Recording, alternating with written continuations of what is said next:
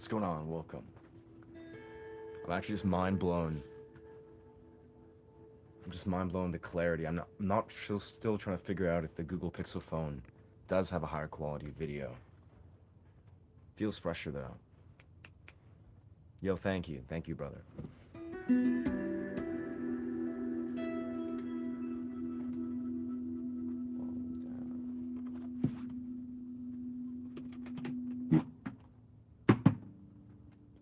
Just kind of setting up this preamp here.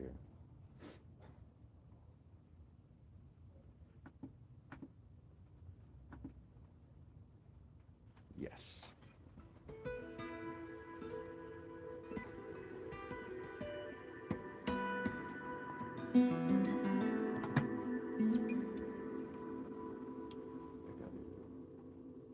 Just that.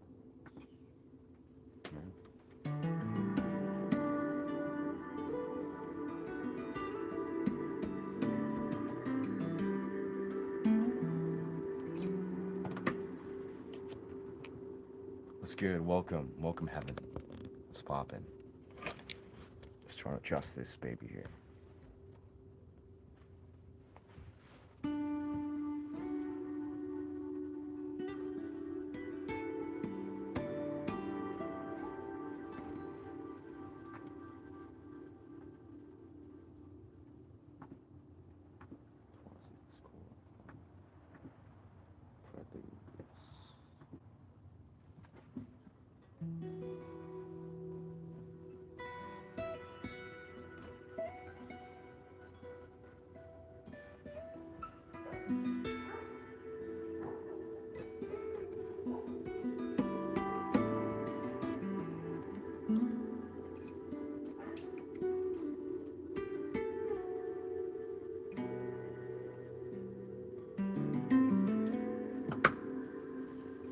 Welcome, what's good? What's good, Ron? I'd say do not spam the chat, homie. Yeah, I have a lot of snow here in Lebanon. That's dope as fuck. I wish well, actually, I love this super dope sun right now, but I've actually been wanting some snow. Yeah, I love cold plunging. That's dope as fuck, though. And blessings from Vancouver, or from Canada. I'm not in Vancouver.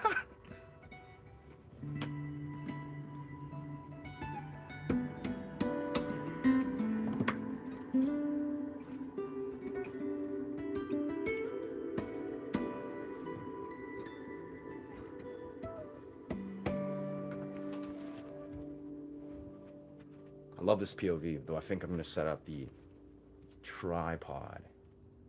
That being said, this is just so dynamic with this. Yeah.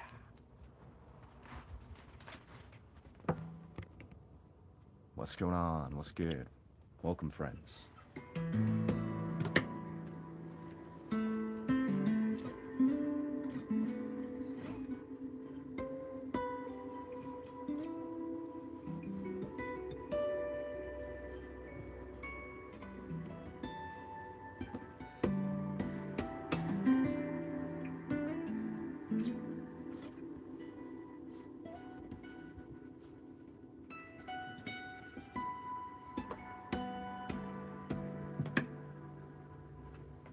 Whoa, hummingbird just flew by.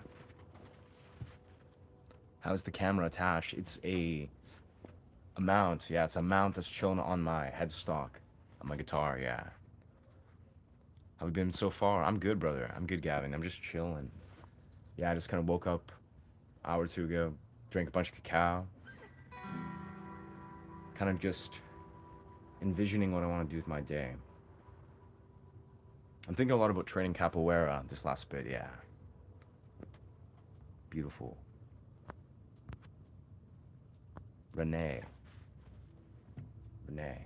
Not familiar with Renee.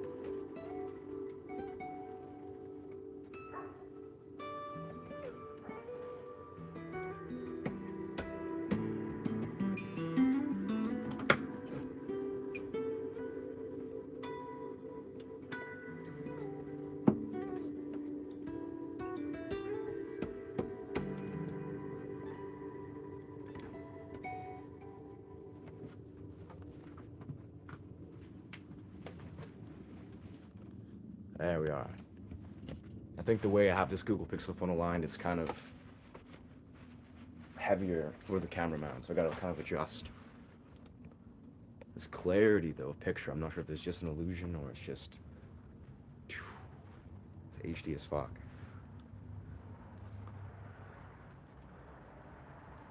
Don't quit your day job.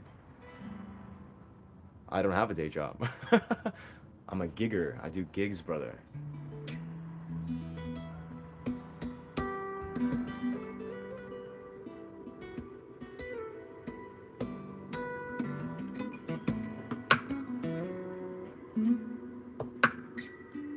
I haven't worked a day job in a long time. Probably since COVID. That's because I work in the film industry. I get hired as an actor. A background actor. So I choose my hours. Yes, sir. It's also why I'm becoming a YouTuber. Because flexibility is king, my friends. Go cold beer. Yes, yeah, that's exactly right. Yamaha APX. This is Yamaha APX. Beautiful, beautiful model. I love this baby.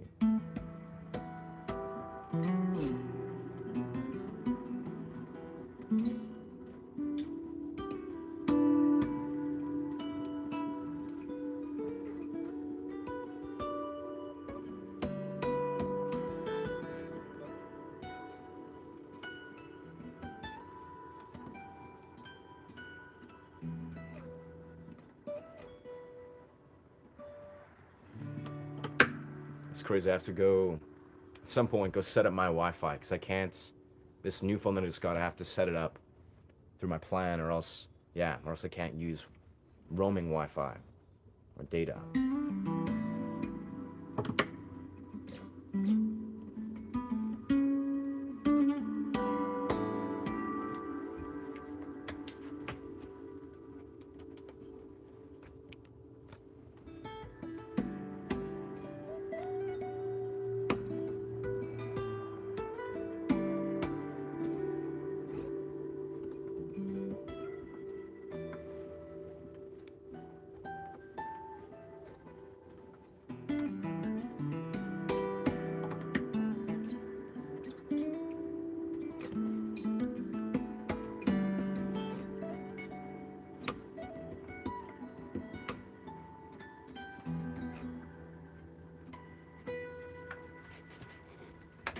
All right. See if I can head over this way.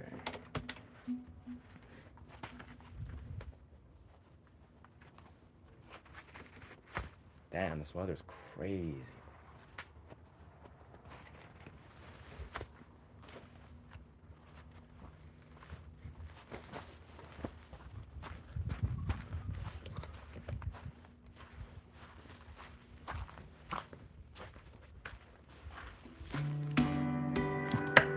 The idea is I can only, right now, connect to my Wi-Fi to my house. So if I go too far from this area, then I get disconnected. And right now I can't do full volume doing a counseling session.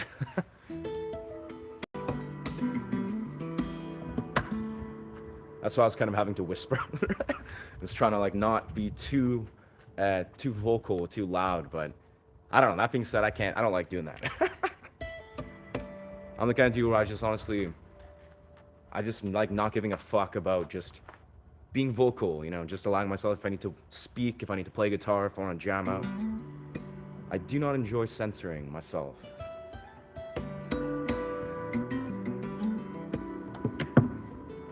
Of course, I like to be mindful. You know, I live with my twins, so I want to be mindful of his, if he needs to do his thing and hold space. Love from India. What's good, friend? That's brilliant.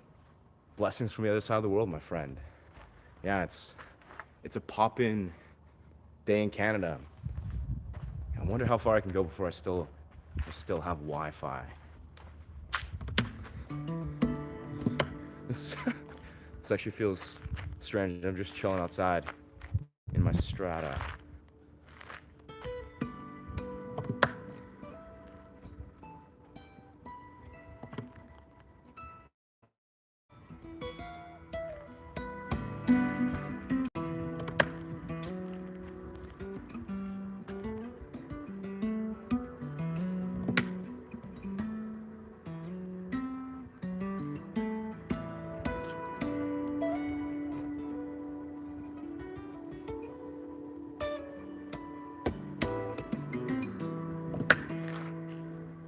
Wicked. Just subscribe. Yo, thank you so much, brother. Appreciate you. Appreciate you. Phenomenal. Ashay movements from hospital broken hip. Wow, that's most bizarre. Well, I hope you allow yourself to heal up fast. Just align your body and your mind. Heal the mind and the body will follow, I would say.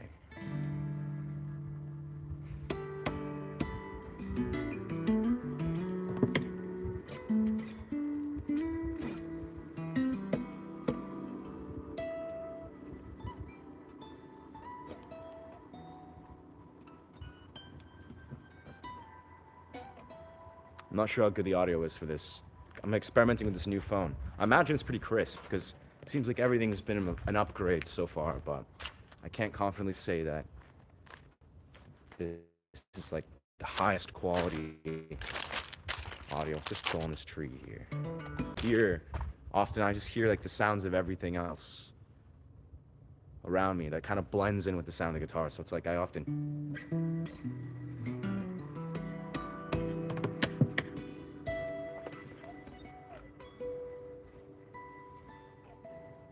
feels like the nuances are kind of, yeah, blended. How's this tune name? He's improv, my friend. Yeah, this is improv. This is me improvising, warming up my flow. Words, English, boy, so, huh? Very cool. Beautiful. Nice to meet you as well, friend. Welcome, Ezzo. Beautiful. Sending lots of love from Canada, friend. Hope you're finding yourself, whatever phase of your journey, whatever phase of your creative dimension, you're finding yourself inspired and grounded, allowing yourself to just express.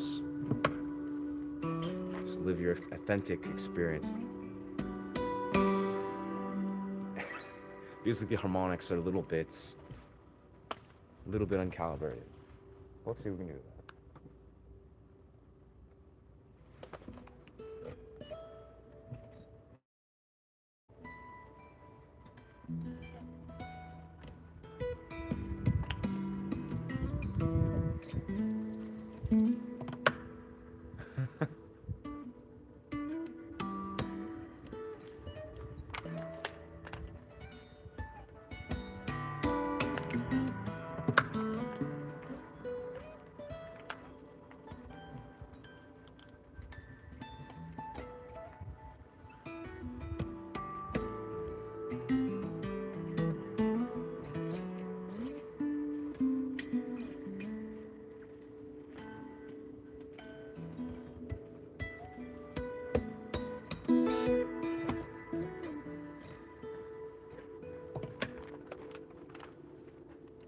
Lasso's theme. Absolutely, brother. Let's see, where's the right key?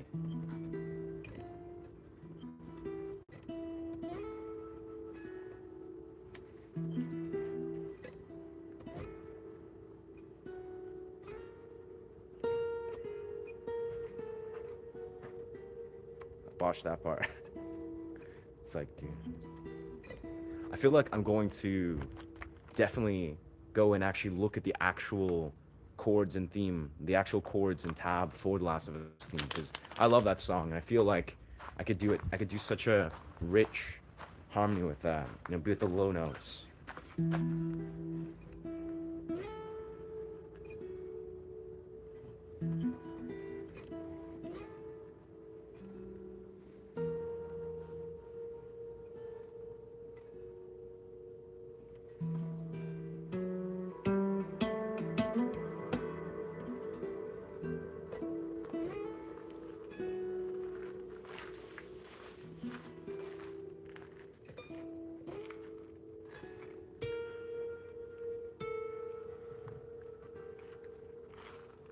There's definitely a second part to that, but that's kind of what I got primarily for the improv.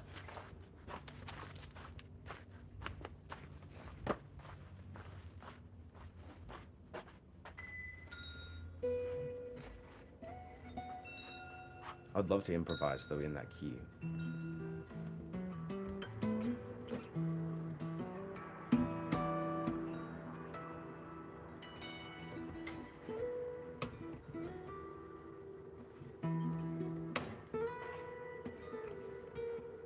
Ah, that's a great key shift.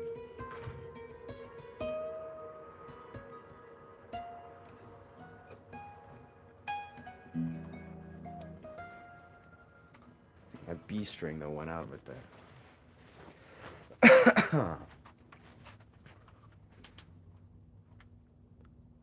What is it called? The type of tune to listen to. The keywords to search in this type of music, of instruments. I mean, quintessentially, I think this would be either progressive rock or percussive finger style. Like it's finger style. Like this is like modern finger style. But I would search, yeah, percussive finger style guitar. Percussive finger style guitar. If you search that, you'll likely get a lot of the same styles. I mean, what I play is kind of a fusion of like a modern finger style, I call it. Yeah, there's a lot of different names for it, but I think it's percussive finger style is probably the most popular, the common title.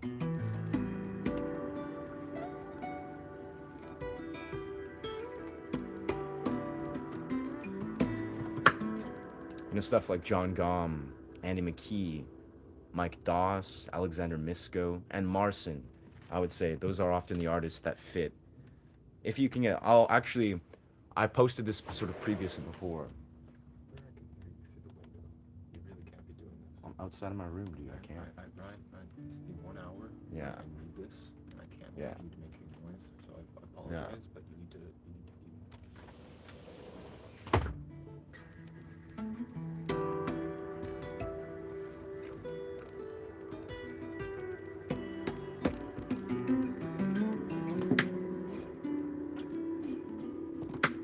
Yeah, I'll make a post where I'll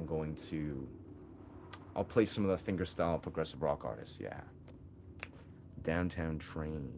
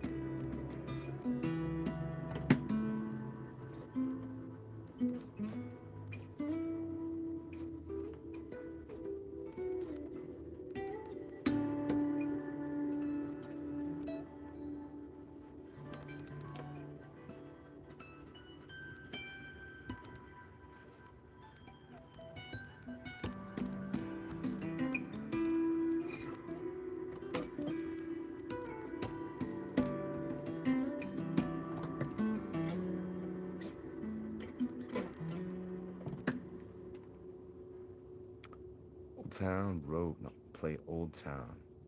Can't say I'm familiar with that song now.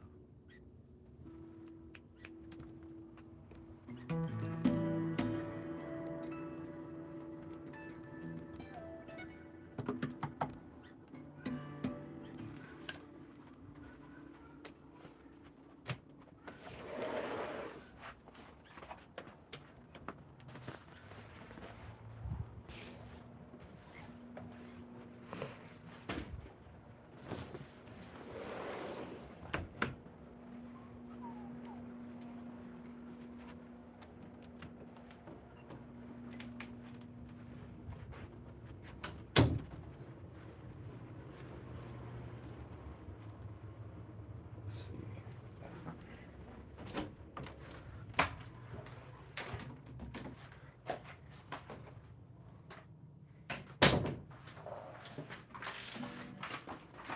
All right. Right now in my home gym.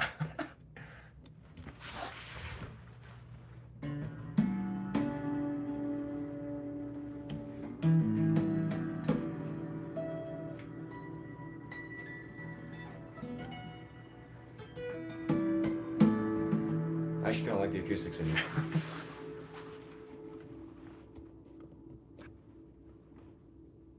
What's going on? Welcome. Welcome to the stream.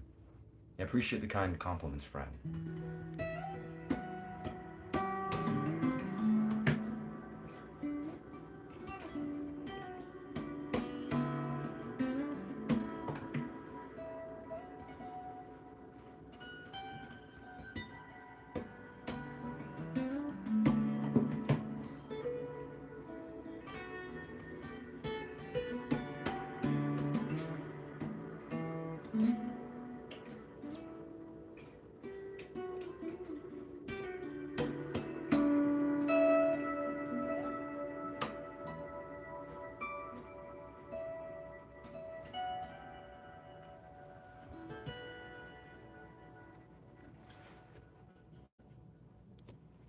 What's good? What's good? Welcome.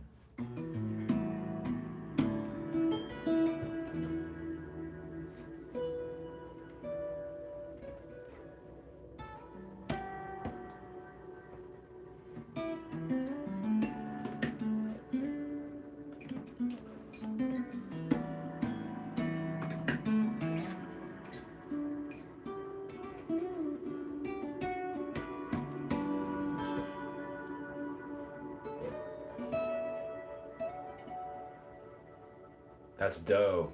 That's legendary.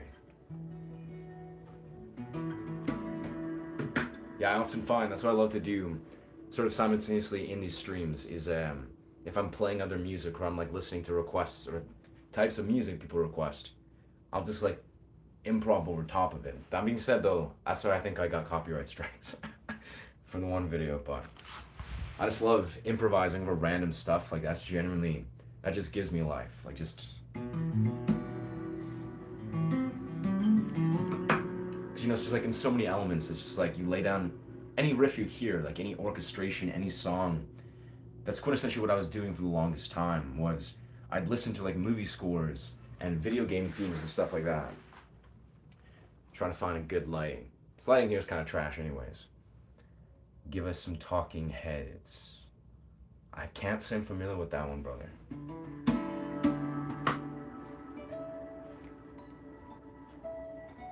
But yeah, truly, it's just like the art of basically, like I've actually spoke about this a lot to other musicians.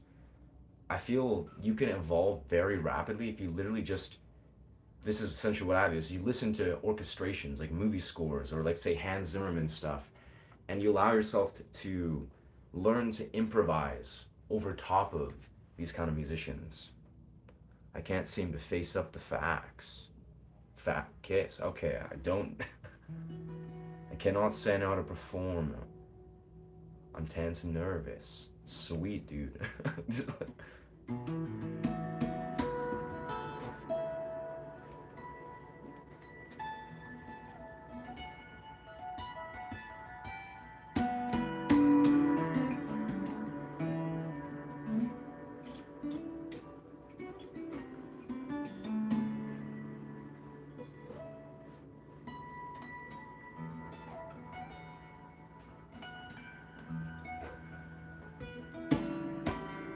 Whoa.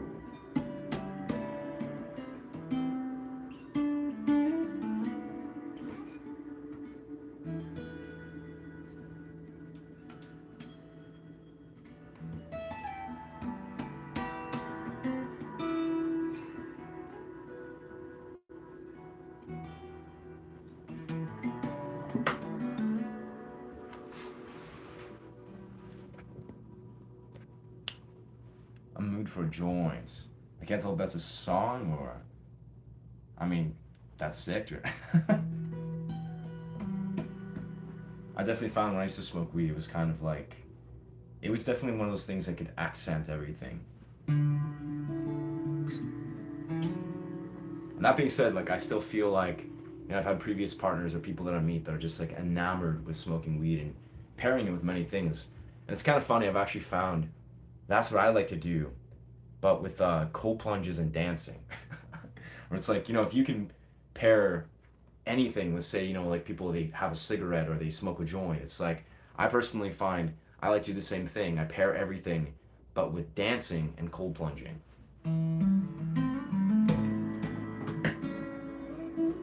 And guitar, of course.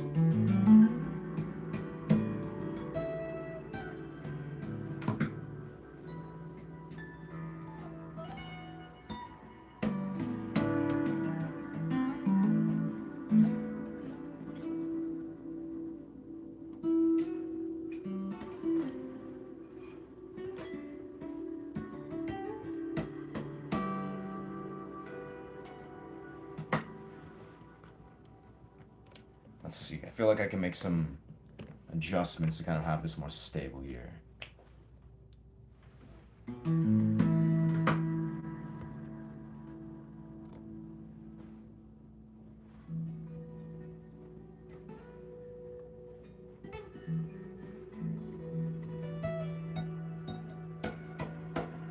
Oh, got I muted my...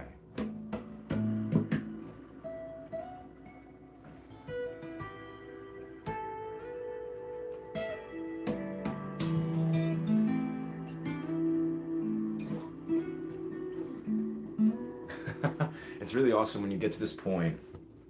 I really gotta just pop this on a tripod at some point. I love when you get to this point in guitar where basically it's like your mind hears scales, but not even just scales, but it hears extensions of scales. You know, when you're improvising. He's on about the cannabis. Yeah, brother. Honestly, I'm in BC, Canada, brother. I don't smoke weed, but pretty much everybody, like a lot of people, it's like such a normalized thing. I'm more of a fan of mushrooms, though. Yeah. What's good? Welcome. Welcome, Striker Van Kelly. Blessings from BC, but yeah, blessings from BC, Canada.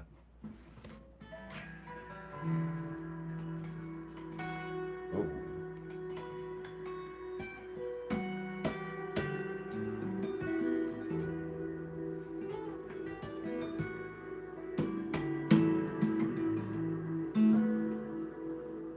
Yeah.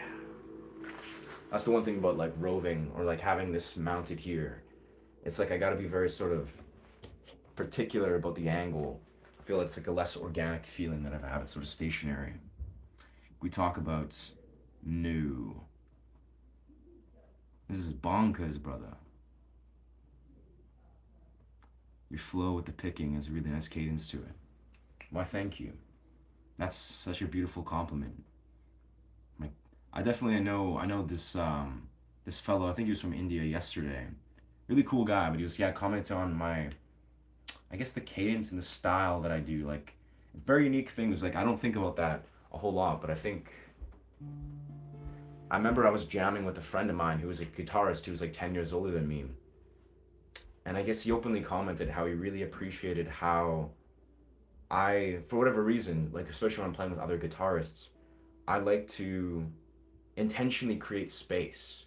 Like it's almost like, you know, if I'm playing rhythmically, I'm like,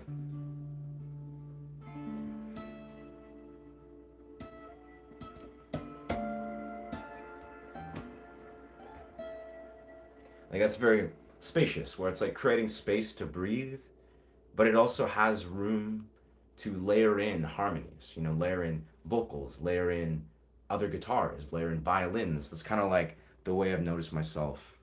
Yeah. If you keep spamming the chat, Coffee, you're gonna earn yourself another one of those beautiful 24-hour timeout badges.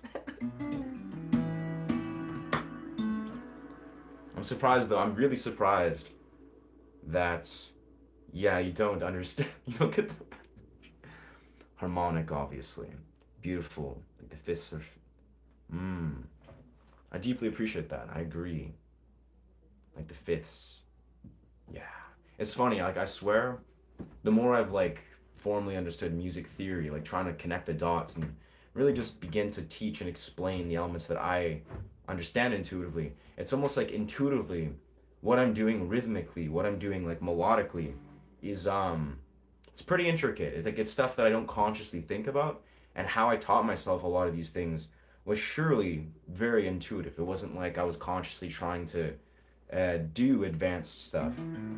I mean, sometimes surely, like when trying to do like key shifts or whatnot. Mods ban that guy. Yeah, I have to say, if Coffee does this one more time, yeah, I'll put him in a little timeout. He's probably gonna get restricted. But if Coffee, if you're watching this, homie, I mean, I like your passion, but for the fourth time, this is not a political channel. We're talking about guitar here, brother.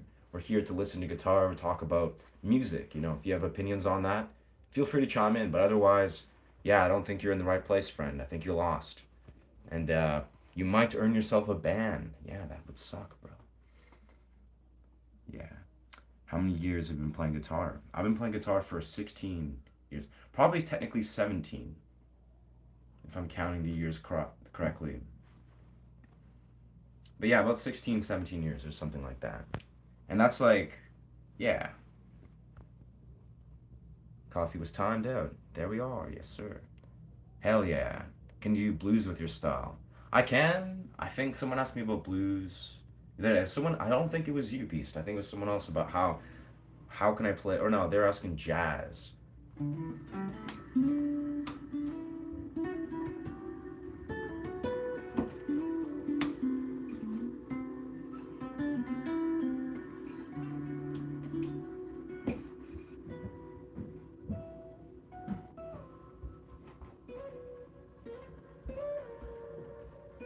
I think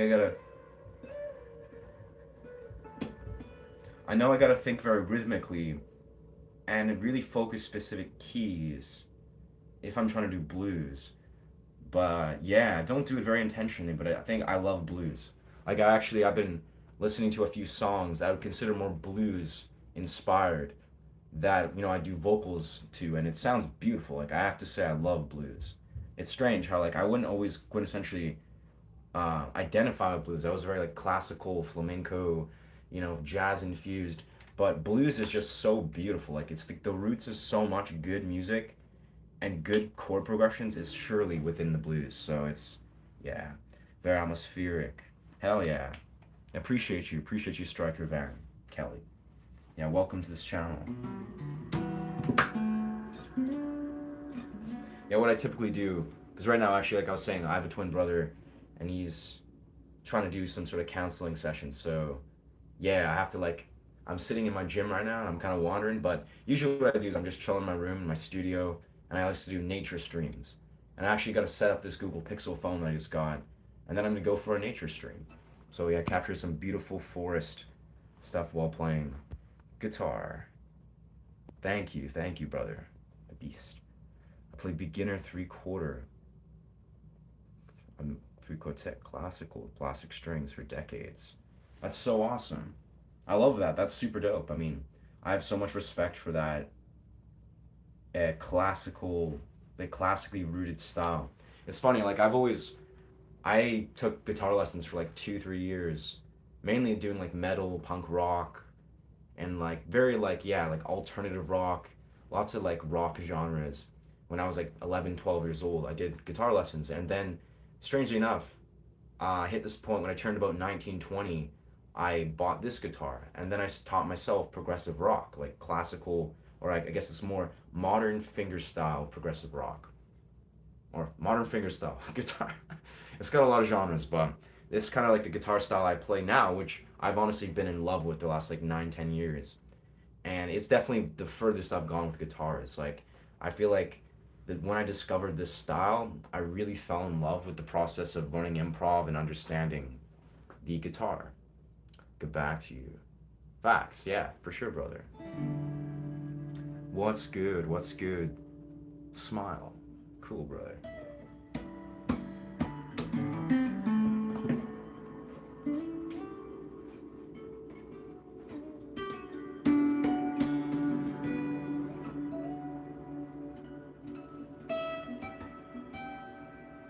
Yeah, it's interesting.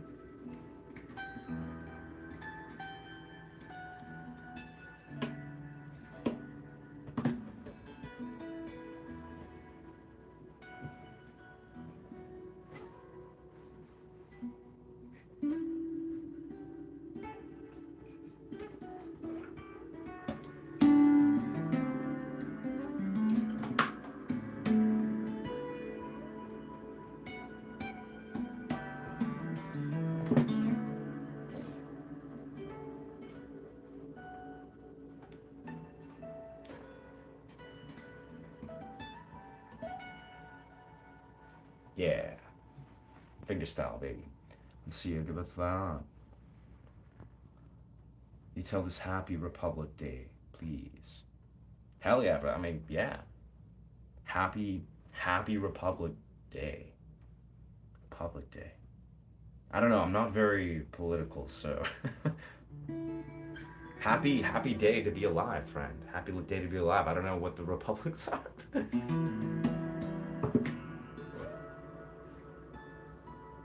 Maybe that's not a public or not a political thing, but either way, it's a good day to be alive.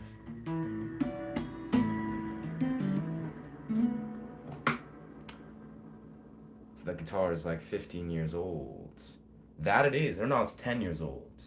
This guitar, personally, is 10 years old. It's kind of actually, if you look at it very closely, it's kind of got some dings, sadly. Like the headstock's a bit dinged up.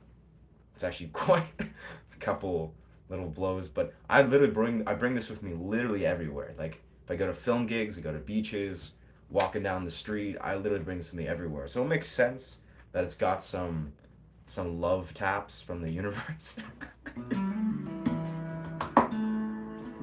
But I believe guitars are meant to be, they're meant to be brought everywhere. They're meant to just be loved and played all the time. So it's just a material.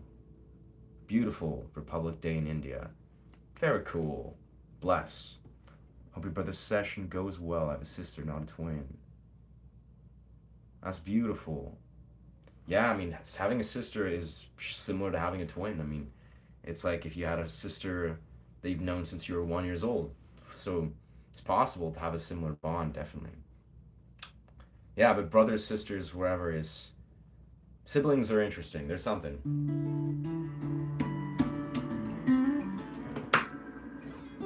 They teach you a lot. They teach you a lot about yourself, I would say.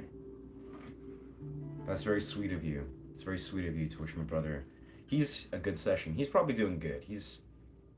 It's kind of interesting. Like, I won't go too much on a rabbit hole because this is a public sphere, But, yeah, I think he's in an interesting phase where he's trying to find out himself and find his boundaries. And I think for whatever reason, he's requesting a lot. It's like some people are sort of in a phase where they're giving and taking or taking and giving.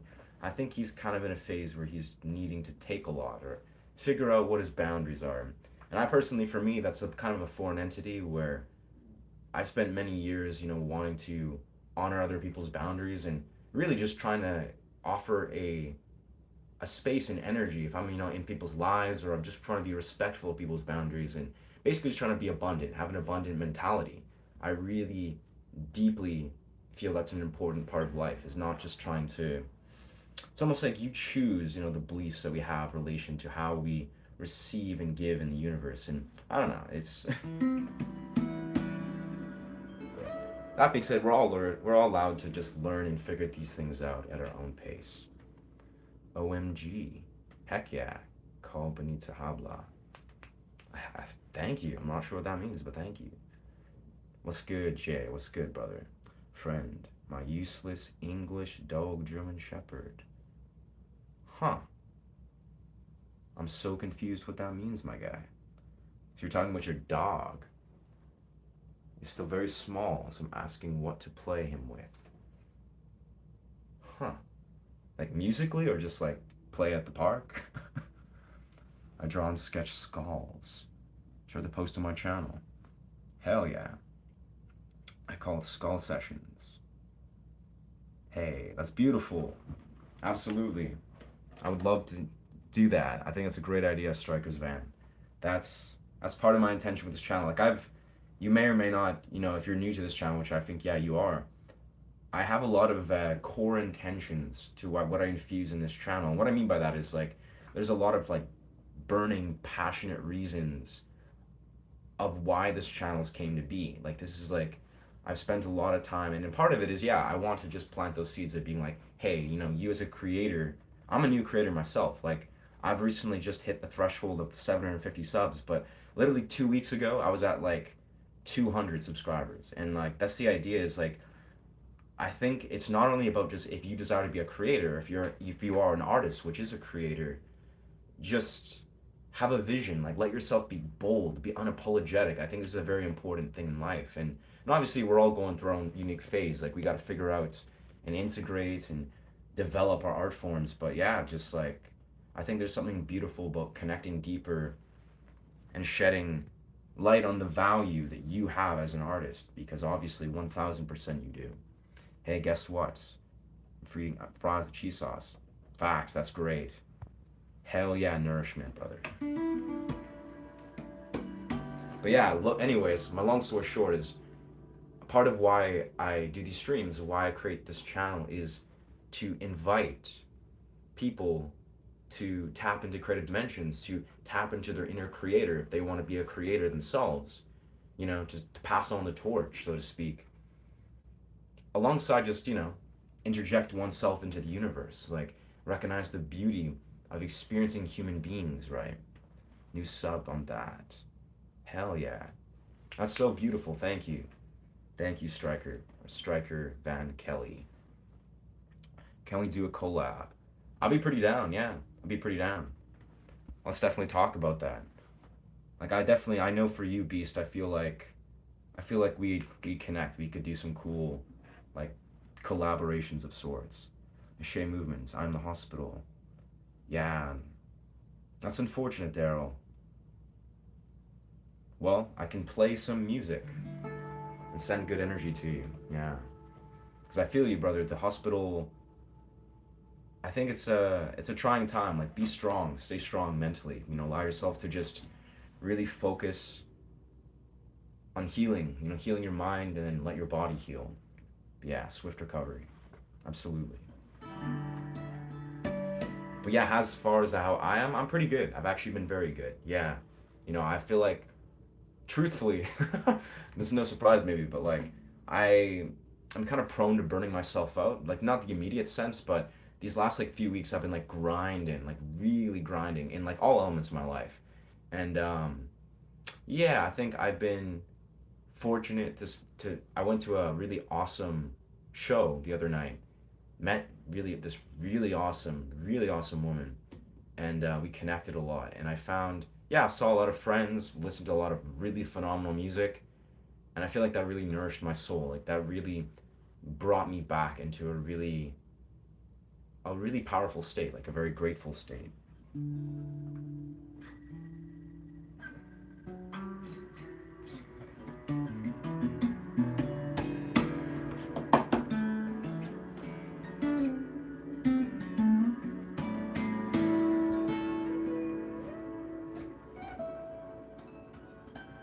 It's also pretty dope. I got this new phone so I can stream longer. I also have higher quality video camera quality. So all I have to do is a tumor. Also, a tumor in my brain. That's, yeah, that's a lot, my friend. Yeah.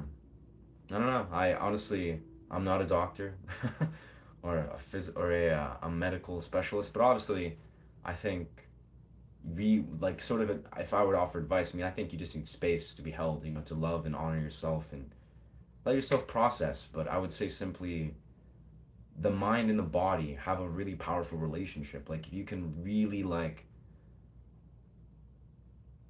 let yourself honor the natural healing facilities of the body and the mind and nature and all these things, I think that would really serve you. Yeah. So I hope you have a healing journey, friend.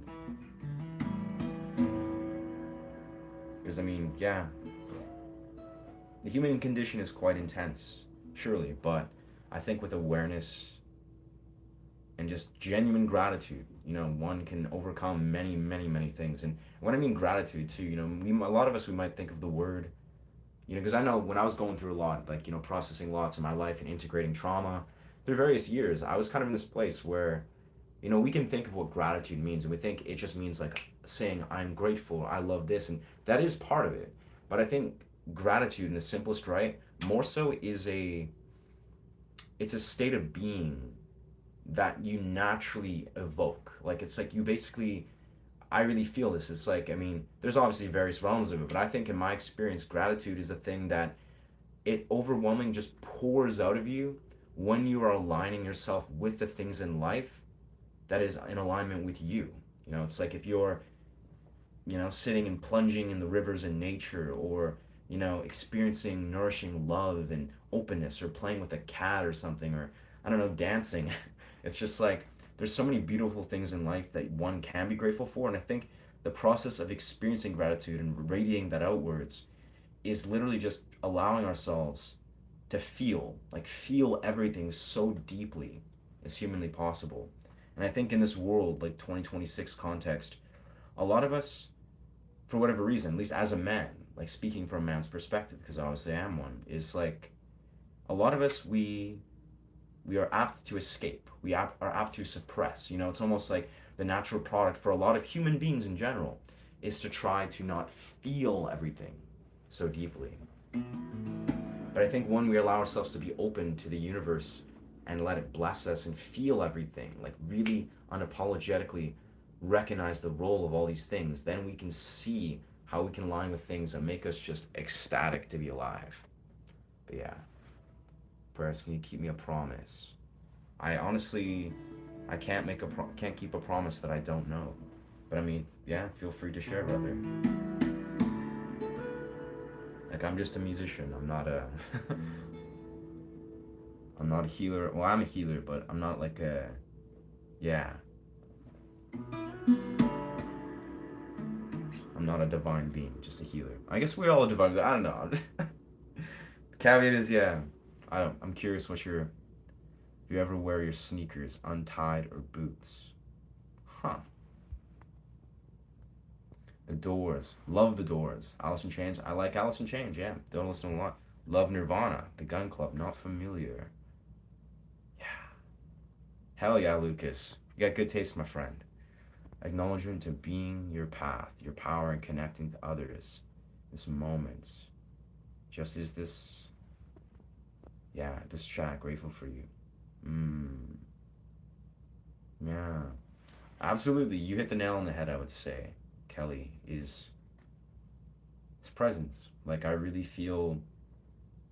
I mean, this is another beautiful metaphysical sort of tangent, but I've been focusing a lot the last couple days, mainly because I was sleep deprived yesterday. I did a stream and I was kind of kicking it, but I was thinking a lot about my studies in lucid dreaming and how lucid dreaming invites us to observe our relationship with the material world, and how do we enter the material, or how do we enter a healthy and integrated perspective with the material world? Well, we have to create a relationship with presence that is authentic, that is consistent.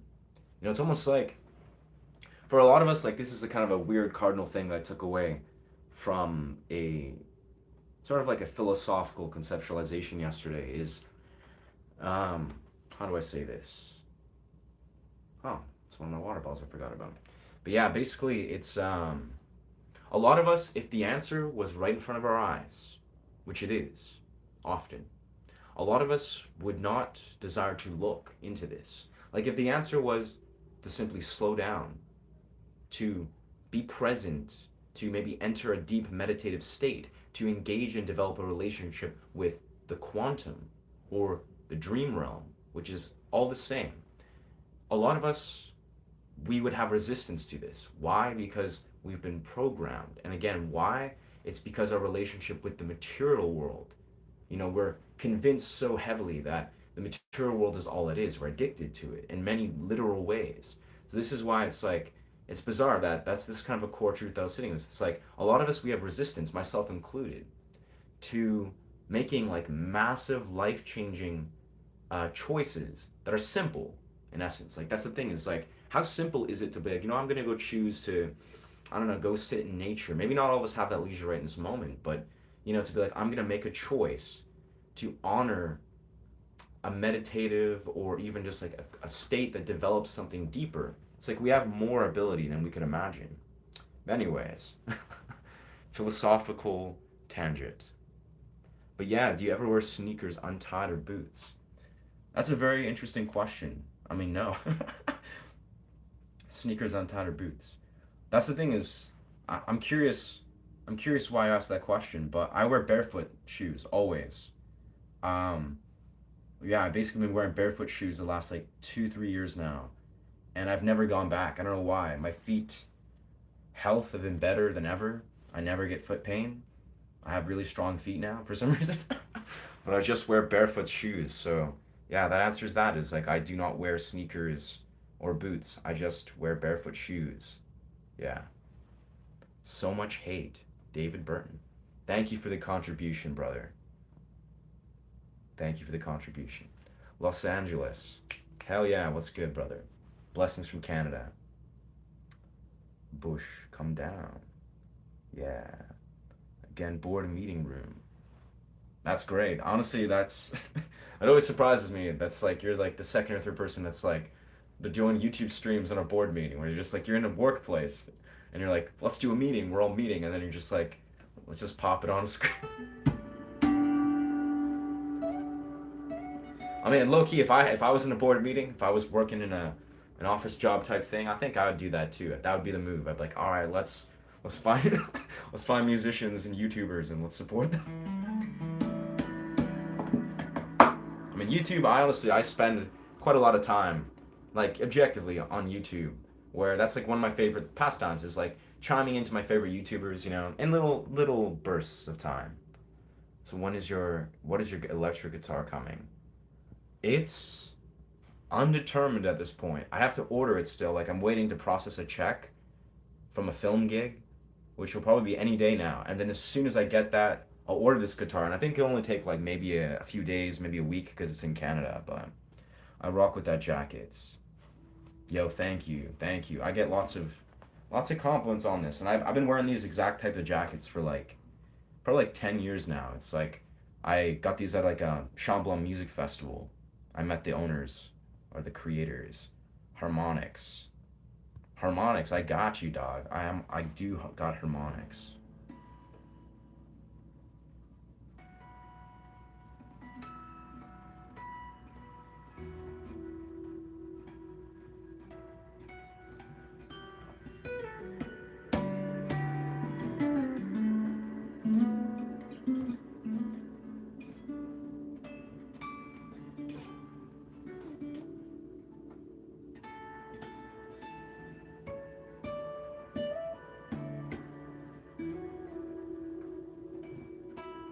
Whoa.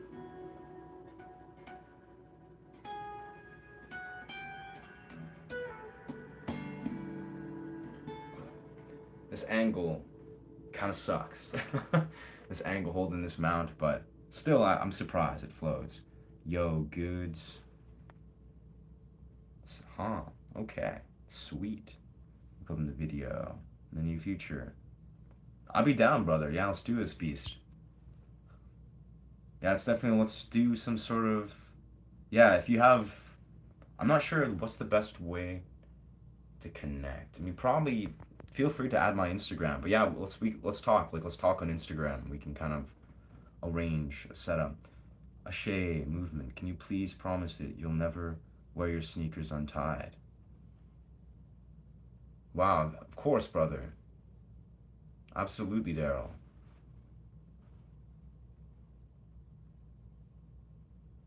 Absolutely, brother. I will not wear my sneakers untied. I hope you have a restful healing, brother, and definitely, and to yeah, those out there, yeah, be conscious of not wearing your sneakers untied because that feels like that's a harrowing message. Where you want to stay safe out there, friends. You want to stay safe out there. It sounds like heaven. Why, thank you. Can use some bell harmonics. Bell harmonics. Huh. You mean like using my ting style? Well, I'll probably go back to my studio in a little bit once my brother's done his thing here. Work on machinery related incidents. Yeah, it sounds like it's definitely. I can only imagine. That's kind of again. That gives me like. Yeah, that sounds harrowing. Like I hope the homie's okay, because that's like. Yeah. I mean, we're obviously all just humans. Like mistakes happen. People. We can accidents happen, but it's like, yeah. Yeah.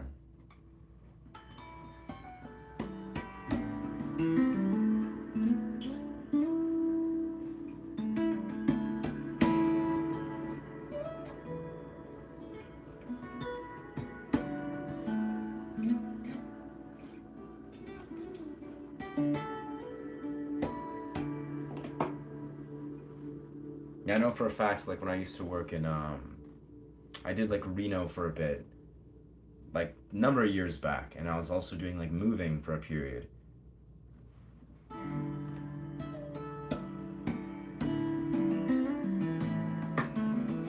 And yeah, it's bizarre because in moving, like when you're a mover, um, a lot of stuff can go wrong. It's almost like you're putting your body at risk in some regards, and you're having to communicate, with with your fellow movers, and it's a very physically demanding job. Which obviously, like when you're experiencing physically demanding jobs, and you have all these variables, um, in front of you, you're problem solving, and same thing with Reno work. it's really important to honor your health and your body. You know, it's important to honor your boundaries. Essentially, it's like your physiological boundaries. And it's bizarre because I think in workplace, I'm sure this is relatable to many, unfortunately, but we ultimately are the ones in charge of our own boundaries. Where it's like, you know, if we're doing something that's unsafe or pushing the boundaries, it's like no job is worth, you know, risking your health. Like ultimately, I'm sure a lot of us understand that, and I'm fortunate to not have to work a job like that. Like I work in film primarily, where there's a lot of respect. There's, you know, entire what's the word? There's a union. There's an entire union that you can, you know, speak with that ensures that the workplace is safe. It's not toxic. You know, it's like you can report many things.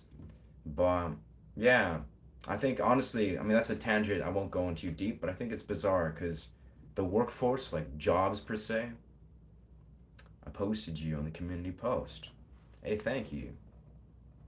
You made a song for me today. Your post is under my song. Interesting.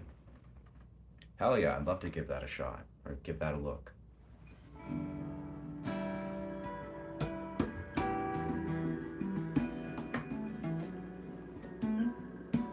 But yeah, long story short, I think it's bizarre how the modern society has kind of like reinforced this idea of not just honoring ourselves, honoring our health above all things, including a job. You know, there's no job that's worth compromising our safety or livelihood or even just like, you know, what our ambitions are. Yeah, I think it's important things to talk about. 67. Brilliant. Hmm. Are you from Chabanik? Moshkasa. I can't say I am, friend. Can you play songs too? I can, but not really. I mean, I can technically play many songs I'm working on, but I can't say like this is kind of the caveat is a lot of songs I'm not performance ready. Like I couldn't just be like, all right, this is this song by Oasis or this is this song by 3 Days Grace. I could play them, but I would botch many elements because it's not something I like rehearse and cover all the time. I'm working on a few songs. I think in the future I'll have like a long list of songs that I would love to perform, but right now that's not the case. Enjoy, hear you. Hell yeah. Appreciate you, brother. Hope you have a restful recovery, my friend. Mind over matter. Yeah. I think I caught up on the chat. Keep going, buddy. You're gonna make it. Heck yeah, dog. Honestly, I do feel so. What religion are you into? That's an interesting question. I don't think any religions. I mean, I love I love Buddhism. I love Taoism. Like I read a lot of I not a lot, but I read some incredible. I've read some incredible literature of Taoist, ancient Tibetan Buddhist literature, and I agree with a lot of it. I resonate with a ton of it actually. And the particular part about Buddhism and Taoism that I appreciate, I'm not like a Buddhist by any means. Um, it's very free form. It's open model. It's not trying to like say like this is the right or wrong way to do things. It's not like stigmatizing, I would say, if that's the word. Which city? I'm in BC, Canada, my friend. George Michael.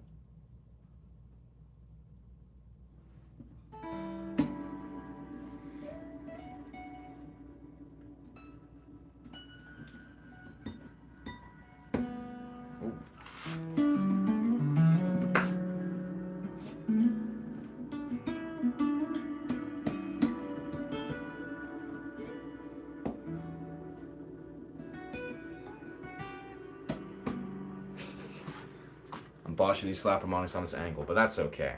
It's still legible. Very pretty. That's neato. Yeah, thank you.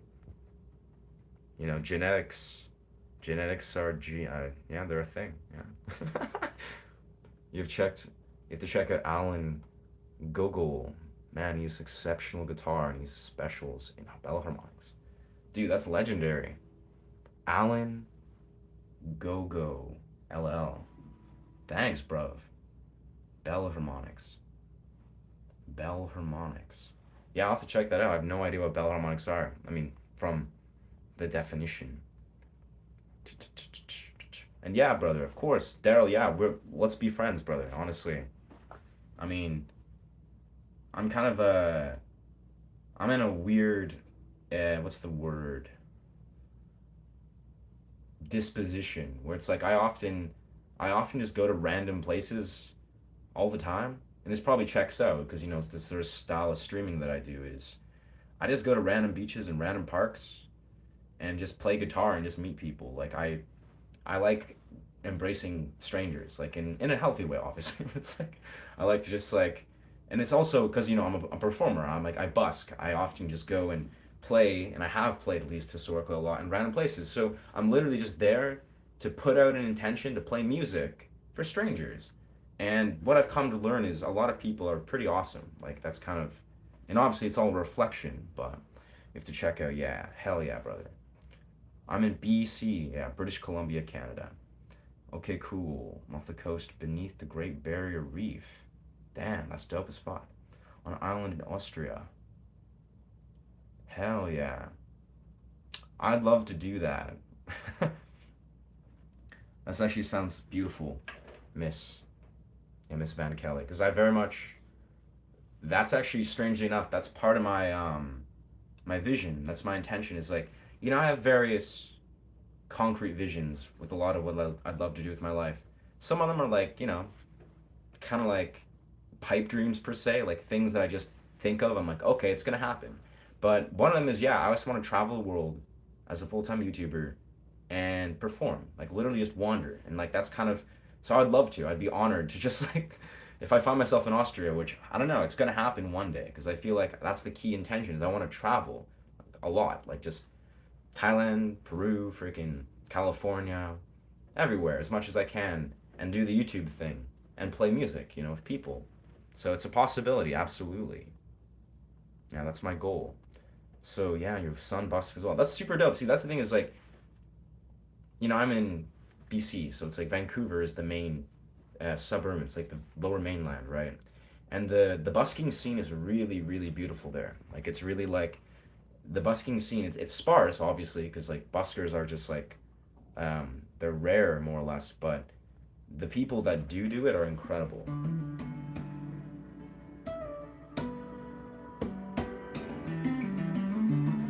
And a lot of them are just young musicians. Like they're just young, or maybe sort of a little older, my age, that are just like chilling. Like they don't even need to busk. Some maybe do, unfortunately, but a lot are just like chilling to connect. To like interject themselves in the universe. Awesome. Where have you been? The same. Travel. Michelle, what's up? I haven't been actually a lot. I've only been to like. I'm honestly I'm very non. I'm not well traveled at all, but I want to change that. Like I've been to like Hawaii and California, I think, and that's about it. Like in my entire life, I've been to like a few places, but go on a cruise. Why, thank you, thank you. I would love to go on cruises actually. I've actually for the longest time I wanted to perform on cruises. Not in guitar though. I wanted to do acrobatics and like I do a thing called the sear wheel. That was like a vision of mine. It's like I want to do the sear wheel on cruise ships. But no, I think that's been my recent endeavors. I want to just do YouTube, where I'm basically going to be like a traveling YouTuber, like a nomadic YouTuber, but with guitar stuff. That's the vision. And again, this is like we're about 4 5 months in, I think, the entirety of this channel, but it's going pretty good so far. Like I feel like I'm right on track. I love how you play the guitar. Yo, thank you. Thank you.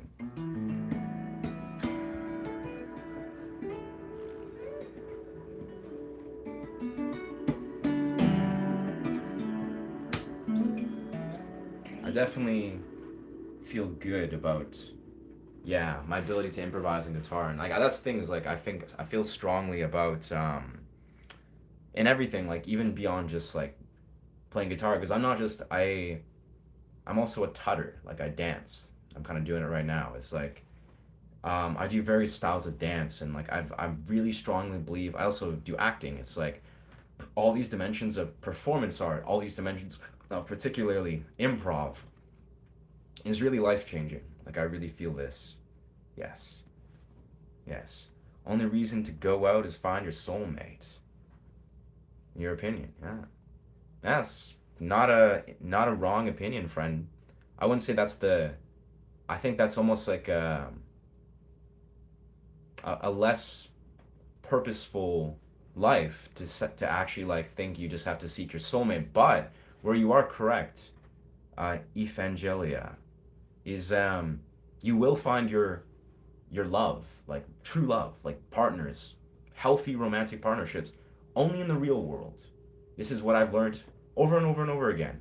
And I've been blessed to have some like incredible partners, I feel, especially the last couple of years. But um yeah, you will not find them outside the real world. You have to be in the real world. You have to. You got to be on the dance floors, the beaches. You got to be out in the real world, in the universe, to find true, healthy romantic partnerships. Now, obviously, I'm not an expert in any of this. I'm sure you could find them elsewhere, but in my experience, it's almost like there's such a small percentage of how you can actually connect with someone romantically, like in a healthy, aligned way with what you need on something like, say, the internet or dating apps or all that nonsense. It's like you got to find them on the dance floor. You got to be in the real world connecting. And it goes far beyond just finding, love and intimate partners. It's about everything. Everything's in the real world. The universe wants to find you, wants to love you, wants to be present with you. Australia. That's so awesome. Australia. Hell yeah.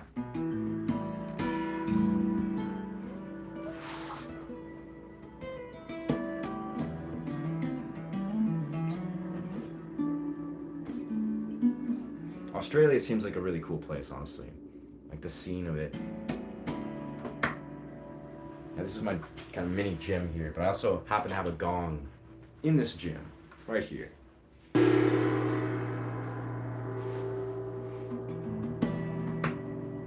Yes. Dutch woman. Very cool. Blessings from Canada, miss. Miss Dutch. I love you play. Thank you, Kaidi. That's super dope. Shay, can you please, if you can borrow some shoes and wear them tied up? Absolutely, Daryl. I definitely, I honor your warning, my friend. I definitely, as I kind of gesture or speak open, I wear barefoot shoes, so I don't wear regular shoes, fortunately. But if I ever do wear shoes, I'll always tie those shoes, because yeah, life's too short. Play. Yes. I'll thank you. Beautiful. Yeah, welcome. Those lakes in BC where the photos look like windows. Oh, Windows wallpaper. Yeah, bro, that's the craziest thing is you don't have to go very far. Like you can literally travel in like literally any direction for like an hour or 40 minutes and you'll find like what's the word? Like postcard views and scenes in BC. It's a very green place. It's kind of unfortunately infamously expensive in most of the main city area, but it's insane how beautiful BC is. Like yeah. And there's a reason why I think it's like on the, what's it called? The driver's plate, the license plate. It says beautiful British Columbia, where it's like, and it shows like little, like trees or something and mountains. Yeah, it's a very green country. It's great. Are there lakes and forests? Hell yeah, brother.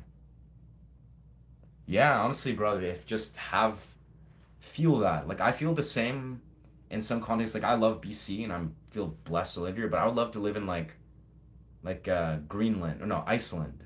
Go to Iceland or like Sweden or somewhere like really remote and really beautiful and just like visit there, take in the natural landscape. But I think that's beautiful, brother. Like, definitely nurture that vision. Like, let yourself like fuel the passion to do great things, because that's gonna go great. I feel like if you want to live anywhere, you can do it. Like, there's nothing stopping you, brother. Like, build your vision, create a life where you can do that, and it's 1,000% a reality. I believe this. I've always chilled with Tom Tom, my cat. I love your talents. Have family in Canada. That would be hilarious. I don't think I kind of doubt we're related, but that's pretty great. I love cats too.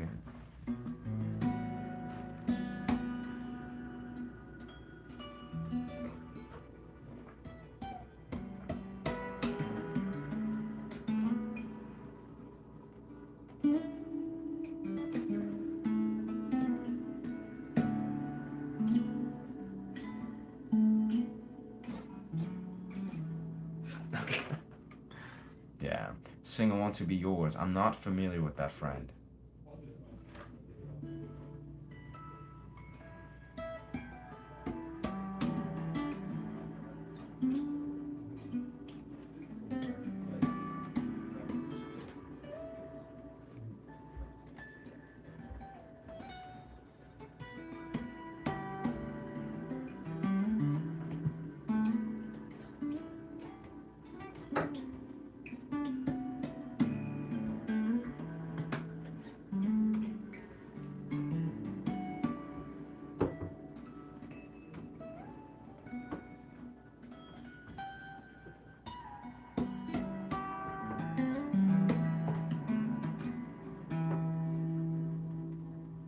Russia to Helsinki.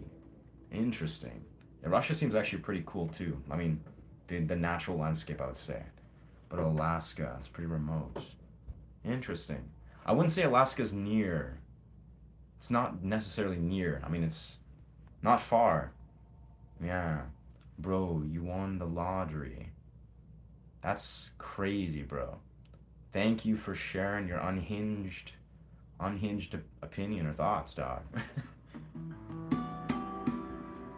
But as we all know, that's a meme. Yeah, that's memeing it up, my friend. Doge. Huh. I'm not sure what you're referring to.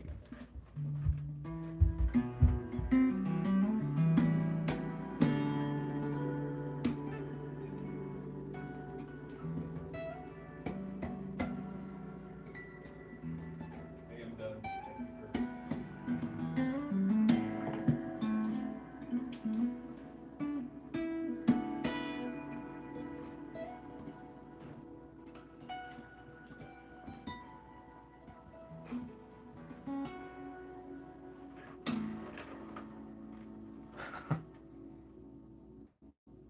Interesting. Yeah, I'm curious. I'm gonna look into that. What that is.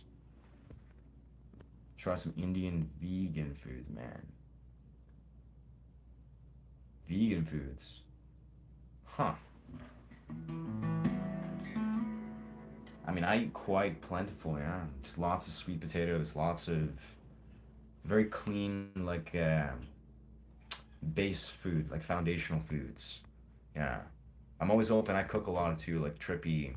A lot of, what's the word? Like Thai food dishes, and sort of interesting flavors.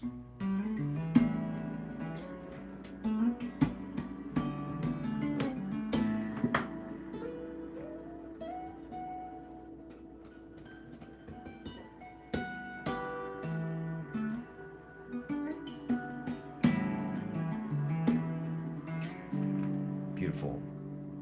Alaska's near Sweden and Iceland. Huh. I thought Alaska is in the United States.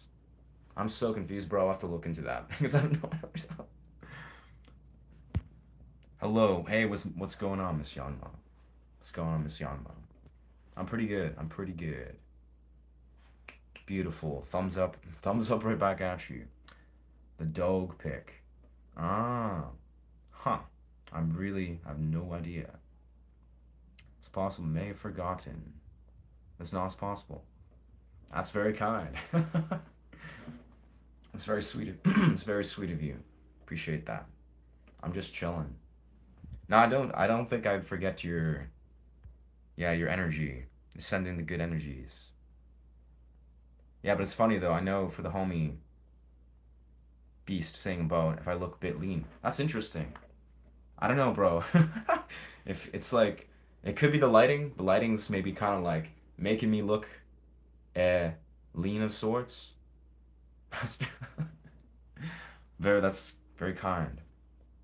But I mean, low key, I'm an athlete, so yeah, it's impossible to sort of interpret that while I'm wearing coats and doing this. But innately enough, I'm not lean.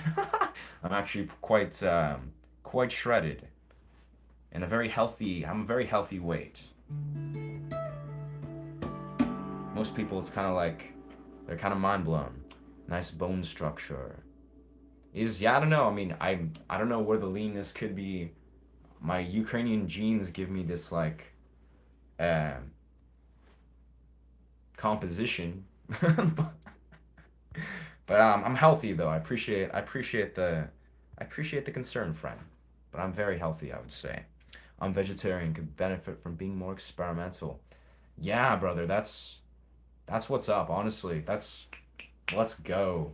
I'm fortunate my mom is an amazing cook and very inspired, and she kind of just like passed on the torch, like 5, 6, 7 years ago. And I just went down a deep rabbit hole of just experimenting like crazy with cooking awesome flavors. Yeah. So definitely, brother, that's as a vegetarian, I think we're like blessed to actually almost out of necessity to learn how to cook really well. Like I found I definitely become I'm also, I did a work as a cook. I worked in a restaurant, Earl's, you may be familiar with. I worked at Earl's for like a year and a half when I was younger. And that actually taught me to be very disciplined with teaching, or I mean, with cooking. The pentatonic scale, or fifths, is the bass for blues. Ah, baby, that's great. Yeah, I love the play. I love. How's the pentatonic? Honestly, the pentatonic scale is probably the first one that I played. But as it is, it's what is it like? Do do do do do. It's all like.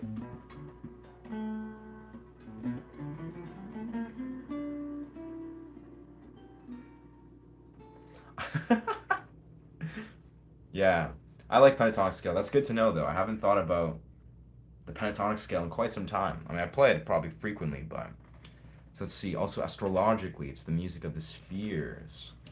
Harmonic astrology, respectfully. Damn, that's really tight. I've never thought about that, but that makes perfect sense. Thank you. It's a nice bunch of that. Beautiful.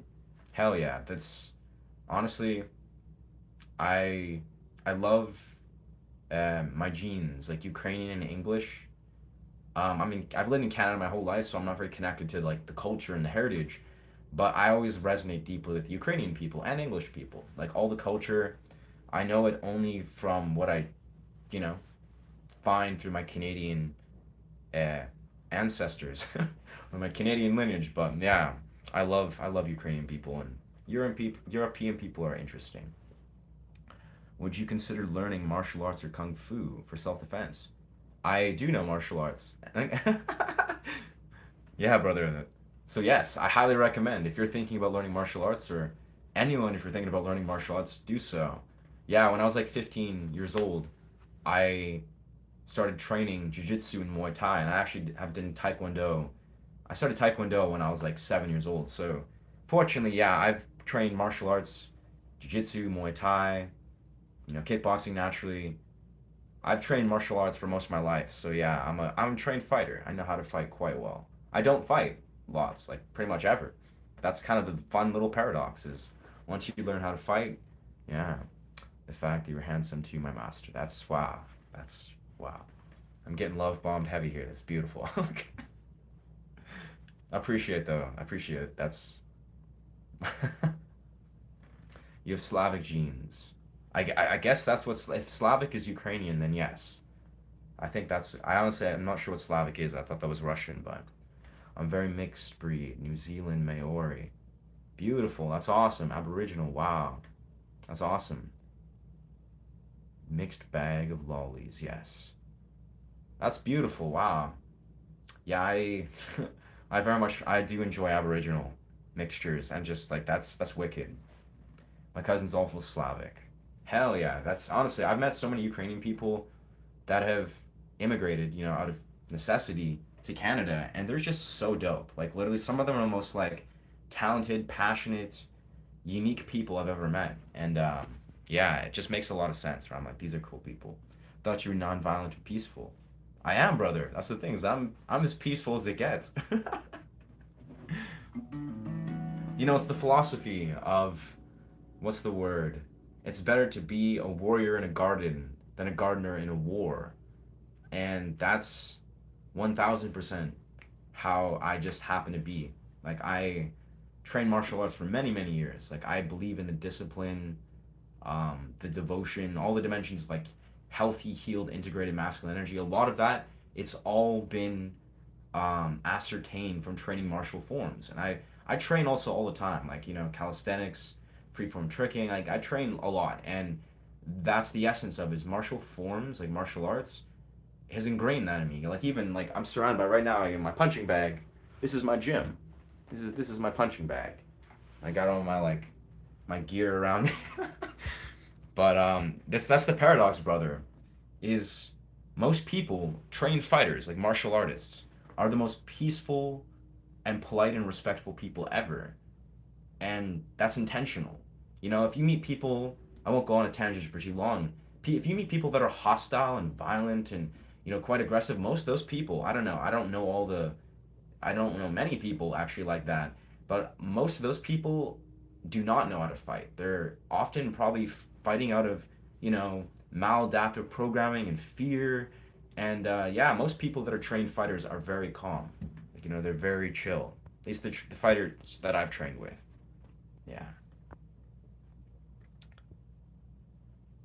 Heck yeah.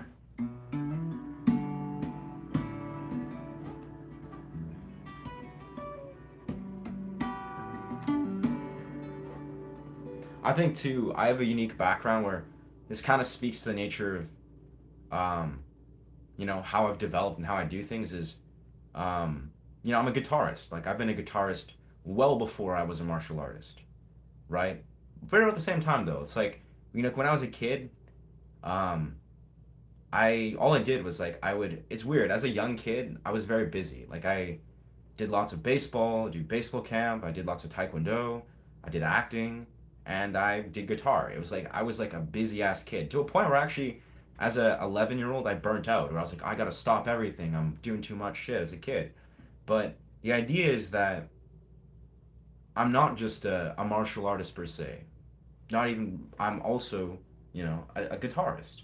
I'm also a tutter. I'm also an acrobat. I'm also an actor. Like, I have all these realms that complement each other. And this is what I'll be very clear with. This is what a lot of these things teach you is we are not what we identify with. And even further, there's no reason to grasp or hold on so tightly to an identity of one thing versus the other. You're allowed to be anything you want to be. Like, you can identify as a guitarist, martial artist, freaking, you know, who knows, like a chess player or something, or I don't know, whatever people want to be. Like, you don't have to be one particular linear thing, nor it's actually unhealthy to try to hold on so tightly to something. And as a dude that spent most of his life shedding those dimensions and identities of self, I've recognized over the years that I am not one thing versus the other. I am all these things.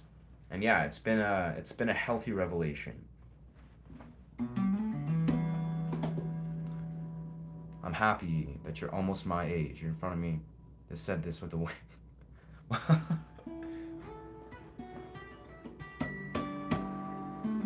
That's fine. I appreciate the sincere compliment. That's very. I don't know how to compliment. I don't know how to do that. Oh. But yes, there's no fears to learn everything. It's enough that you're an expert. Yeah, exactly. It is just comes down to whatever, you know, you enjoy. That's whatever you resonate with the most. Like, you know, just be at peace with surrendering to the flow, I would say. Yes, I try to switch bars. Interesting. Got you. I think so, yeah. Word cap that. Stay awesome. Hell yeah, dog. Thank you for listening, friends. Thank you for listening. I feel like, yeah, a lot of stuff flowing through.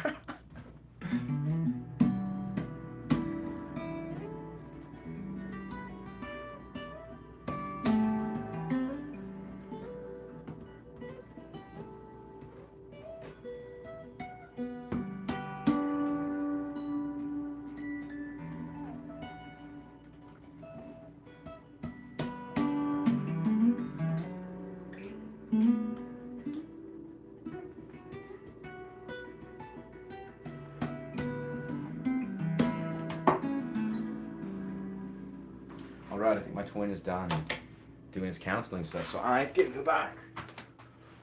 Oh, I can go back to my studio. Hell yeah. This was good. It's good to be adaptive. It's good to be flexible. Damn though, this weather is crazy though.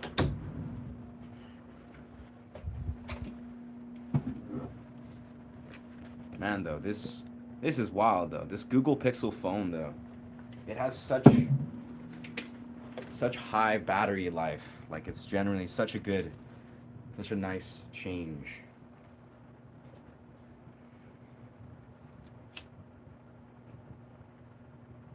All right, we are back, baby. Back in this studio. Let's do that. So good.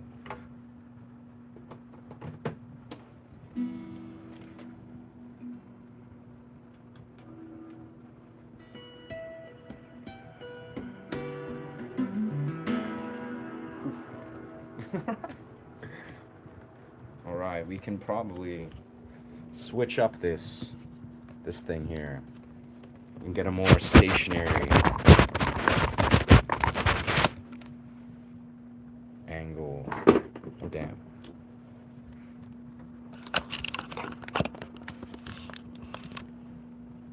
Very nice.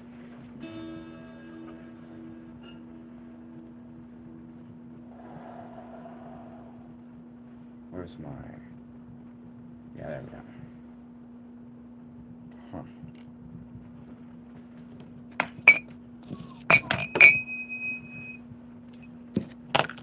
Such a nice stereo.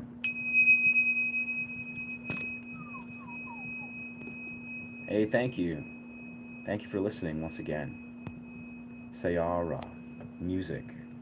I can't say I'm familiar with Sayara. Yeah. It was a joke by almost 40. Hey, that's okay. Age is just perception, subjectively, more or less. Talk so deep with your mind. Mindful, knowledgeable. Looking forward to meeting you. Hell yeah, brother. I appreciate your energy, my guy. Yeah. We make music together. Don't forget about me. With regards. Hell yeah, Kenzo. I appreciate you, bro. Honestly,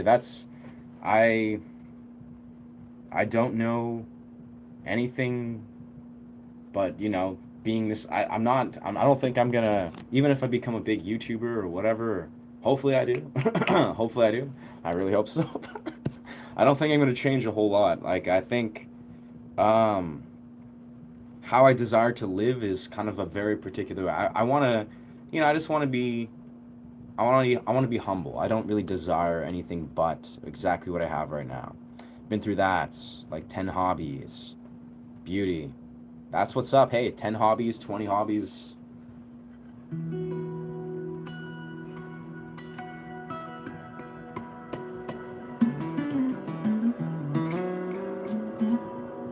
I'd say more hobbies the better. But I mean, again, I don't know. It all depends on your learning style, how you learn. I personally thrive in operating in almost like a multi-dimensional way where basically, you know how like a lot of people say focus on one thing or something. I mean, I have ADHD.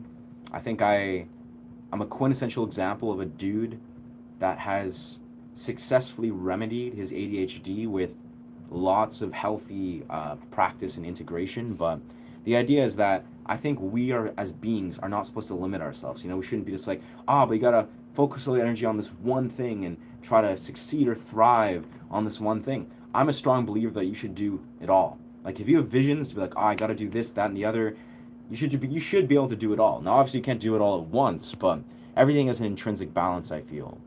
Yeah. Oh, what up? What's good, Piper? Welcome. That's bizarre that it was not working. I've no idea what YouTube is doing, but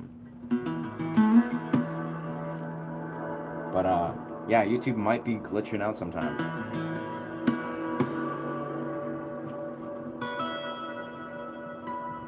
I can't even imagine, weird tangent I guess, but I can't imagine what it's like to run a thing like YouTube, Man, I can see why people love your jacket so much. Heck yeah, dog. I swear, bro, it's crazy. I mean, I love this jacket. I've loved this this maker, like Arcane Coda. Like he's even like, check it, it's like the makers, Arcane Coda, they live, you know, in BC. It's like, it's got like this crazy like spiral pattern. But the idea is that, yeah, what was I saying with that? It's very niche, yeah. It's like, I have people randomly all the time just kind of come up to me, like, just compliment me on my style, which I love, because, like, yeah, I think I've spoken about this before. So that means I found no men. Keep on putting out good energy. That's all I can say. What's failing when it comes to praising you? Wow. That's very kind. It's a very beautiful compliment. Thank you. I'm historically not great at receiving compliments, but you seem very sincere, so thank you, Miss Yangmo. Very beautiful. If it ain't broken, don't fix it.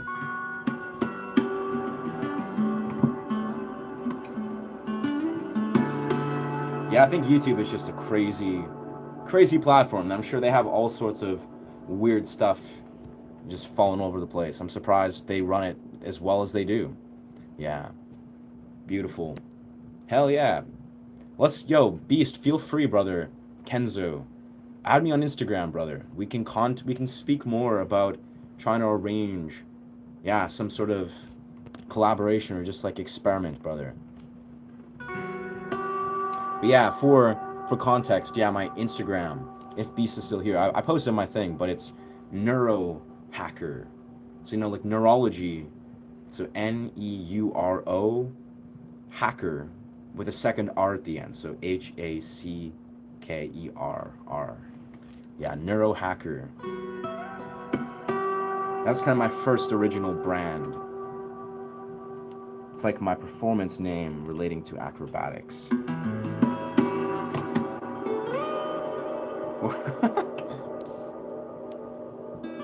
But yeah, dog, we can talk, because I don't know. Yeah, YouTube is like, you know, very difficult to like do direct messaging. I don't even know if they do direct messaging. Like you can comment on posts and stuff, but yeah.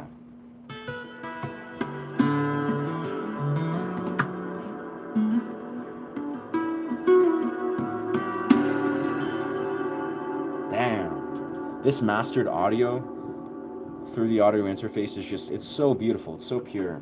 I'll never get over how much of a significant difference it makes. God damn.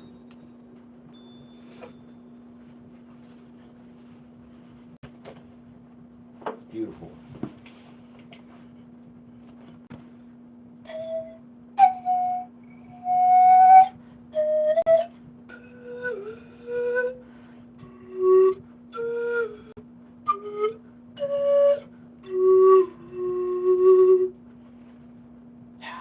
It's crazy. For the pan flute, I found it's actually, because this is tunable, like you tune it by pressing these corks inside, and it's very difficult to tune.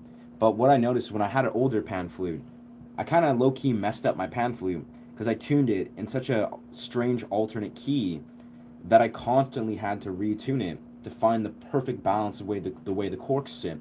But yeah, anyways, what I'm saying, or the long story short, is the tuning, when it's dialed in about half a step down, it's, for some reason, makes the pan flute way easier to play, and it sounds way more pronounced. Like instead of having to lean, like say into this note, I can like play that, say up here. Yeah. Eventually I just got to go through the lengthy process of tuning that pan flute.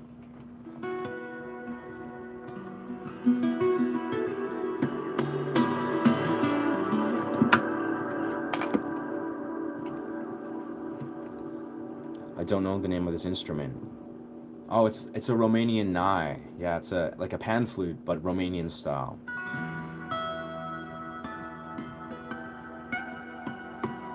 Like a Nai. Yeah.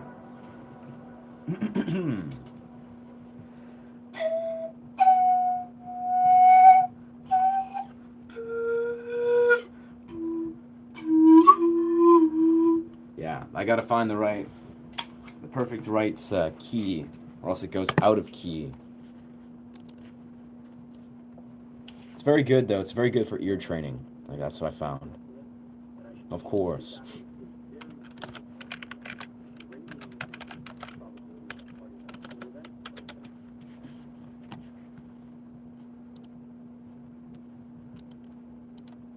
Hmm.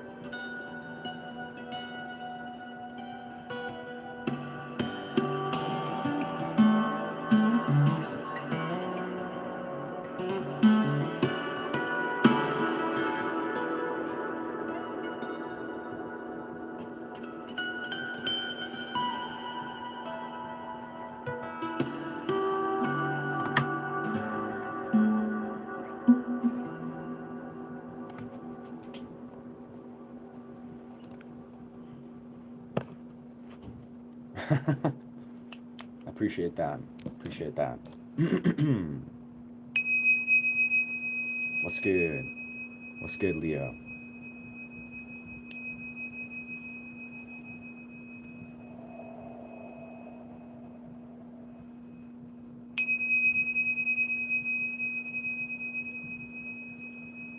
Fuck yeah. Did I learn Master of Puppets yet? No, I did not. I don't know if it was someone else though. Yeah, yesterday someone else. Last night they asked me to play Master of Puppets, and I looked into it. I was like, you know what? I'm gonna learn the chords again because you know it's Master of Puppets. It's pretty easy. So it's just like looking in. I was like, you know what? I'm just gonna look up the tab and just go over it. So it's on its way. I think I could confidently say probably the next couple days. I can probably easily. I mean, it doesn't take very long, I'm sure, but let's see. And it's weirdly enough, I learned it usually in drop D. Yeah. Oh, word. So there was. Yeah, that's fair, bro. Yeah, that's guitar heaven. Thank you, brother. Thank you, Matsu. I appreciate you. Appreciate you, Leo, too. Can't remember the context of all these interactions, but I do remember. Yeah, we all love you. What? I don't know what to say, Maddie. I don't know how. Thank you for sharing your unhinged comments about Diddy. For some reason, he's relevant again, but I don't know. I think this is a no Diddy zone. Diddy's whack as fuck. Ashe. What's good? What's good, Daryl? It's poppin', dog. Did you learn to make a fire with bare hands? No, I did not. No. I definitely need to learn to make fires, though. No. Hell yeah. Vowels, Katataliads. Huh. That's crazy.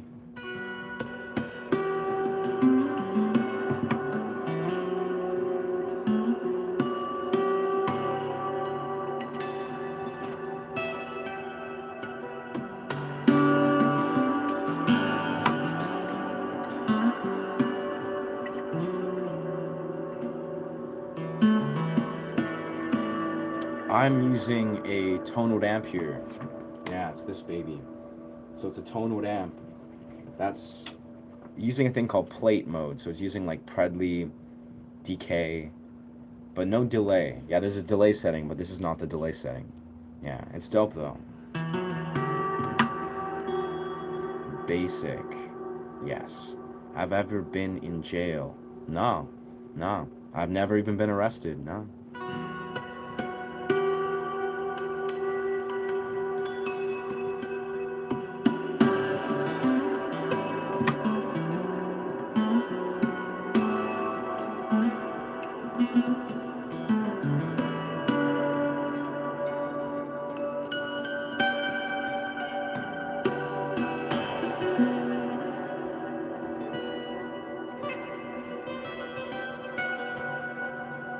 this is pretty good though, this DK.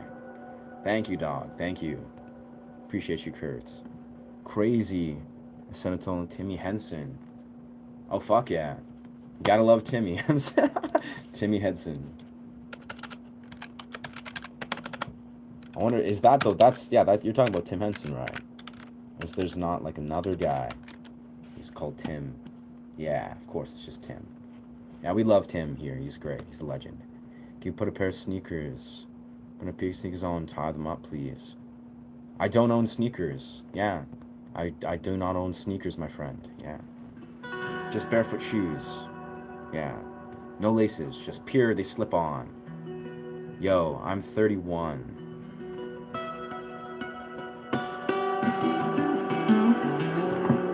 Yeah.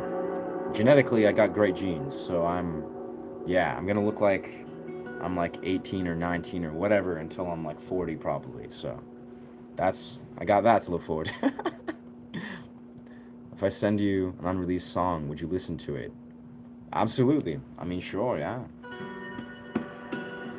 I'm not really a fan of like self-promotion by means, but I definitely love supporting as much as possible.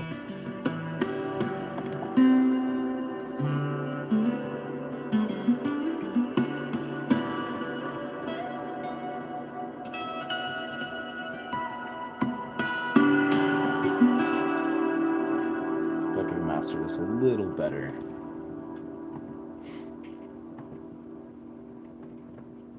Oh yeah. Oh yeah. DI.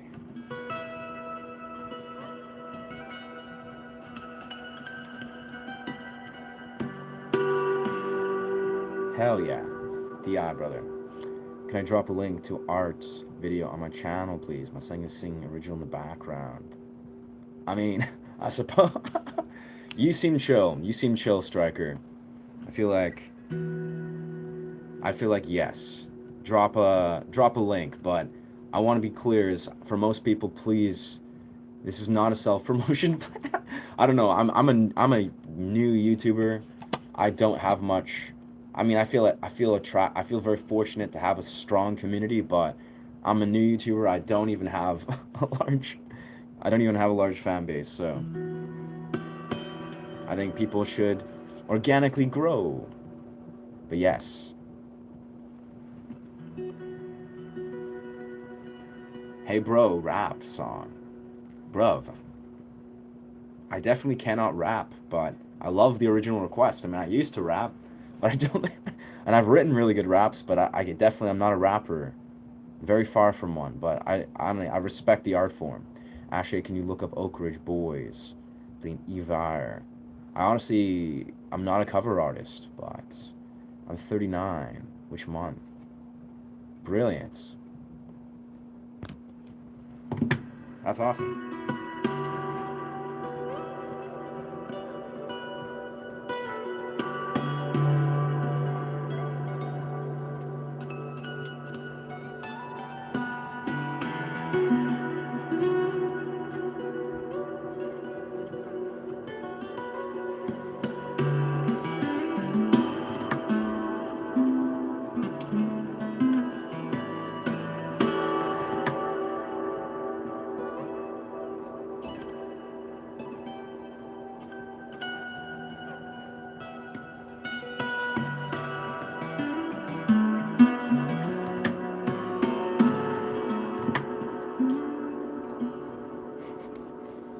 Improv.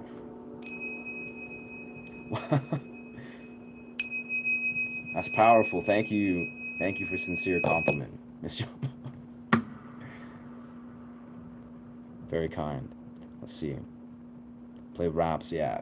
I wish, yeah. I love Eminem, but I can't say I can. I can't perform rap songs. Please look up the Oak Ridge Boys. Yeah, I'll look it up. I'll look it up, brother, honestly. But again, the caveat is I'm not a cover artist. I am an improv and original artist. So it's like I can't really just play any song on the fly. I wish I could. If I had perfect pitch, like the do and stuff, then that's a possibility. But I'm down to look into this. Let's see. So Oak Ridge Boys. And like again, if I find it's something I can, use as a learning or a teaching supplement, then I'm down to learn these riffs and teach people and figure out the song eventually myself. Every Evire. Okay. Oak Ridge Boys Evire. Gatherers. Elvira. Oh. Huh. They look like they're like English or something. Ah. Oh, good. Oh yeah, I think I'm actually familiar with the song. It's like I don't know what exactly from, but that's a nice song. Can't play it though, or I'll get copyrighted. Yeah, I listened to it on like low volume because again, I don't want to get copyrighted. Which I don't think I will from like a short song, but I mean it's happened, so I'm not like very particular about it. This guy's a really nice beard, I must say. Like one of the main singers has like a hat, super dope beard. It's like a wizard beard. Hell yeah, bro. Tobias Rusher, I love that song. I definitely cannot play it. Yeah, I cannot play that. But I love Tobias Rusher's Still Awake. That's such a beautiful song. Seriously, that's like hauntingly beautiful. So you have good taste, my friend. I just found the stream. A producer would love to sample something you come up with. Yeah, I mean, let's talk. I'm not sure how that works.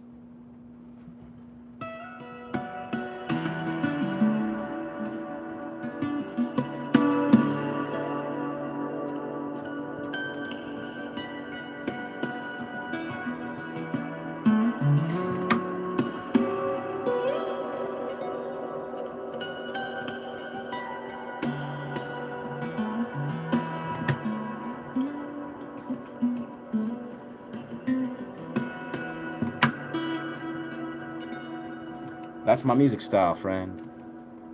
Yes, sir.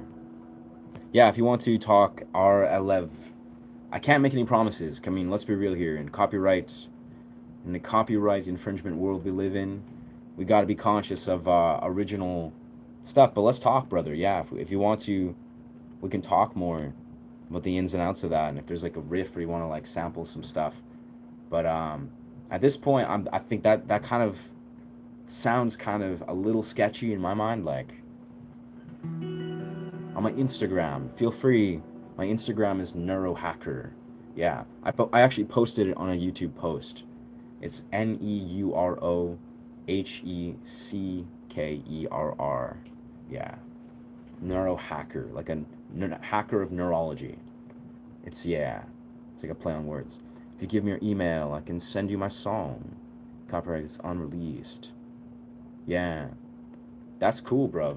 Well, again, the caveat is I've kind of gone through this because a lot of this you got to understand is I got to set boundaries in these kind of streams. It's not that I want to be like saying like yes, no, like fluently. It's like I gotta if everyone just wants to send me their music and I'll just put it on the stream, then I feel like they would hijack the stream. So rule of thumb is I'm not going to play other people's music. I'm not going to promote any other music. That's not what the stream is for. It's not the intention of the channel. I'm just going to set that boundary very clear.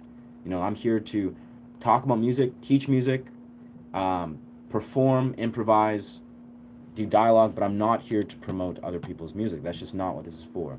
Sorry, I'll listen to your music, definitely, but I do not want to make this channel like, at least maybe not at this point in time. Who knows, maybe when this is larger, when I feel like I've gotten the ins and outs of navigating YouTube. I've only been streaming for like a month, maybe 2-3 months now, tops.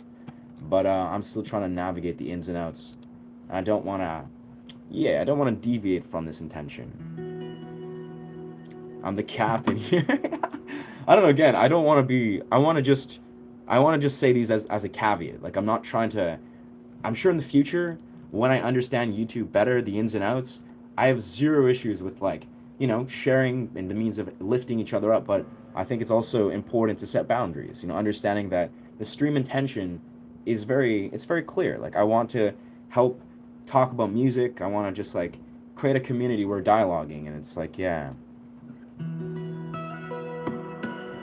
I think too, like, let's be real, I probably have a chip on my shoulder where it's like, um, I've never promoted myself ever. Like, you know, I think I've been blessed with what I do musically, but yeah, it's like there's something humbling about starting from nothing and grinding to get to a point where you are building something.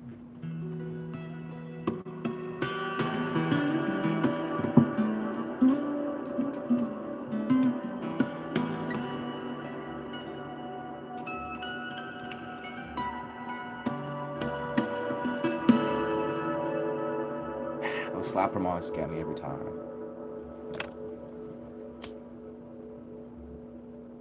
Yeah. Yeah, streaming's, it's fun, I must say. I love it.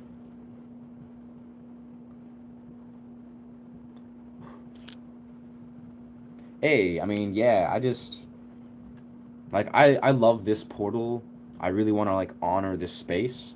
But, you know, if there's anything we've learned in life is, like, the,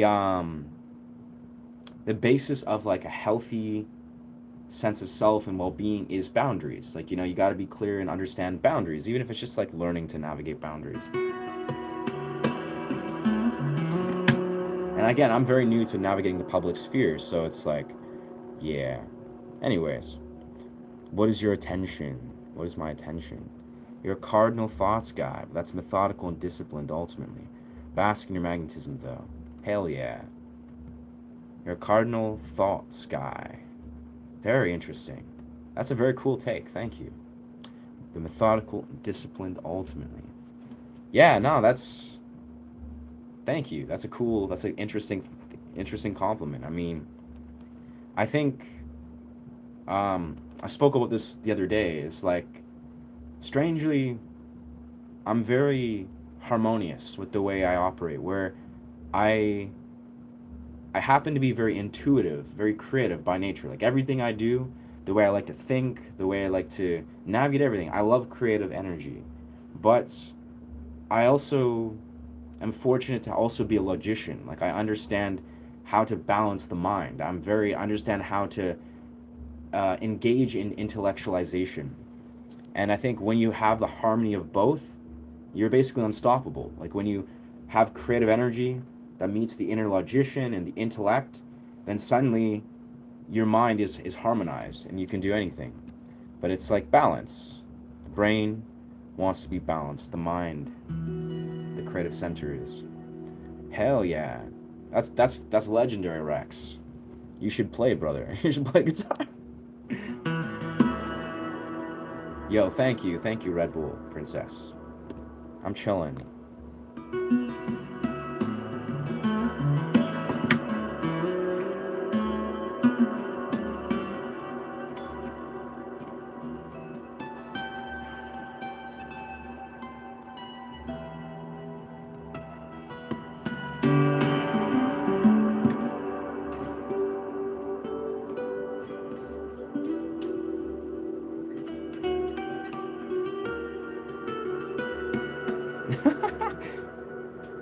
Gotta love those key shifts that just doesn't, just so off key, but it's like, just that didn't happen. That's a Yamaha APX, brother. Yeah, Yamaha. Yes. Damaged headstock and all. I love Yamaha, actually. The brand. I feel like I'd love to get myself actually a Yamaha motorcycle one day. Like, I love it's like, you know, they got guitars and they got motorcycles. Just a great company.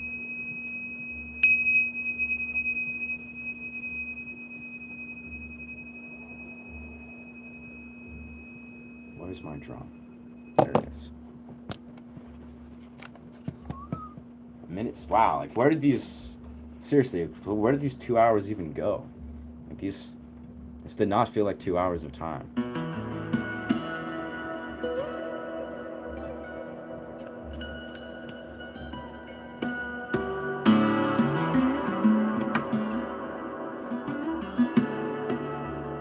I also woke up pretty early, I must say. That's why time probably doesn't feel the same. Oh.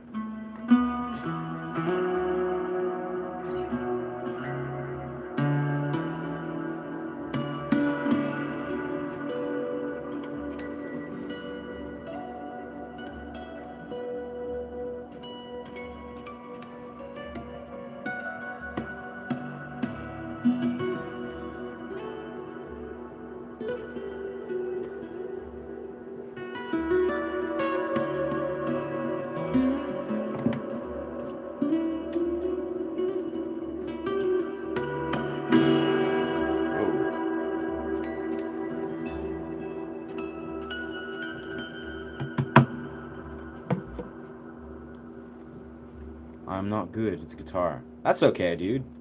Or miss, or yeah. I'd say that's like, yeah. I mean, genuinely, I casually throw this out a lot where a lot of people want to play guitar. Like, they desire to, like, I want to play guitar or piano or whatever.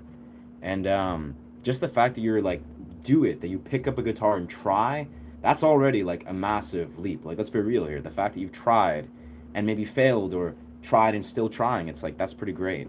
To get to a point of like, if you desire to do it like professionally or whatever, or wherever you want to go with it, that's another choice. That's like, I think that takes a lot of time, discipline, and energy, but it's all about like what you love to do. If you like to like, if you love to just create and just kind of play around and just learn, I'd say be open to like, because this is the thing with guitar, I think, like, I'll be very forthcoming, is it's like anything that has a high learning curve, is you have to be dedicated to the long term journey. Where it's almost like you have to be basically you have to have a vision of seeing beyond the immediate moment. And it's a lesson, like as a young kid or as a budding teenager, adult, wherever you find yourself, it's obviously a lesson you got to learn in life anyways. But the idea is, if you're going to learn something like guitar, you can't be like fixated on being like you're like, oh, I got to play a chord, or I got to play an arrangement, or I got to play XYZ type of song. You have to basically strap yourself in for a ride that's going to take time, that's going to like take a lot of effort, and you're not going to get immediate results right away. But that's the point. It's basically the very definition of what delayed gratification is. It's literally like you're basically trying to wire your brain to receive delayed gratification dopamine. Because your brain, it operates in a way where you can get instant gratification, where you just like, you play something and you're like, wow, that was so great, and you get this burst of dopamine. Maybe that wouldn't do it, but but then there's like delayed gratification, where you're getting dopamine that you have to wire, that you'll maybe receive in a week, maybe a month, maybe it's years. You won't receive this for years. Like, I'll be real here, a lot of what I'm doing, I don't think about this a lot, to be honest, but a lot of what I do, if I'm like playing a guitar piece and I'm like, wow, that was pretty cool, or like maybe it's like someone tells me, wow, that was really cool. This is dopamine that I've basically been implanting and ingraining for many, many, many, many years. Like, many years of literally just being frustrated and, not really having a whole lot of fun, but also, learning to fall in love with the process. So like, the only reason that I'm reaping the dopaminergic activation that I'm getting now is because I'm operating out of delayed gratification. Like, this is dopamine that I've, wired into myself, that I was going to receive many years down the road, and now here I am just receiving that. It's bizarre, I know. It's kind of a mind fuck, but it's delayed gratification. If you can basically work on achieving a goal that is much further than what you will receive in the immediate now, you will rewire your brain to receive rewards from that place, and your life will be infinitely better from that. Yeah. Anyways, I'll go back to the comments, because I think I skipped some comments. What was that? How long I stay? I stay usually like an hour and a half. Like, sometimes an hour, sometimes an hour and a half, sometimes 2 hours like today, sometimes 2.5 hours. I don't know. Sometimes time just kind of disappears when I'm on these streams, but sometimes I do this for like 20 minutes. When I was new, I would sometimes pop in for like 20, 30 minutes, just chime in and then disappear because I had things to do, but yeah.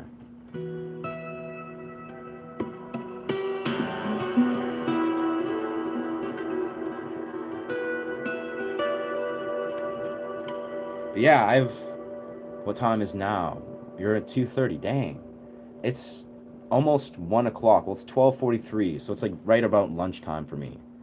So we're in a different zone. So how many variations of instruments you have? I mean, basically guitar. I just play acoustic guitar. I play electric guitar. So those are the two. I play pan flute naturally, and I play piano. That's like, and I can do vocals. So those are like my primary instruments. I can play lots of instruments, truthfully. Like I can just intuitively play around with like, I don't know, percussive instruments, with like, what are these? I like this. I was gifted this thing, which I really love. I think it's out of tune, but it's like,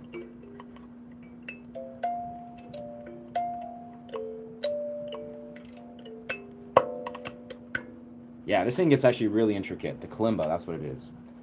But yeah, primarily guitars, piano, vocals, pan flute. Yeah, absolutely, brother. Absolutely. Just shaved my head into a mohawk, and I look mentally unwell. I mean, it's all in your mind, brother. It's all in your mind. Yeah. I swear, like, hair, no hair, and long hair. I have long hair, but it's like, yeah, it's all about self-love, brother. Just embrace it, I'd say. Yeah, this I agree, brother. Or I agree, miss. Yeah, but that's what makes men strong is it is that way. Like if you can devote yourself to healthy, infinite dimensions of dopamine, you will be mentally strong. Like it's just an invariable thing. You see the world differently. However, that's not an easy thing to achieve in modern 2026 context. A lot of us, we are insanely addicted. I am still addicted to instant gratifying dopamine. It's everywhere. It's literally everywhere. We're receiving it right now. I'm receiving it from you. I'm opening emails or whatever I'm doing. We're getting swarmed by instant gratification. And the key is delayed gratification is the opposite parallel. It breaks the cycle. It forms a different bond with the brain, and it is everything. But yeah, it's great. Do you think of life of unfair? Life is unfair. I don't think of things of fair or unfair, quintessentially. Super, super, super, super, super. Hell yeah, bruv. No, I mean, we could go down some we could go down some rabbit hole of moral and ethical philosophy, but long story short, like to speak uncle, I think life, like if I'm being very, very transparent here, it's a neutral entity. It's all things. If you understand the quantum theory, everything is all things at once, always. Every possibility, every choice you could ever make, always will become. Anything you could envision is already happening.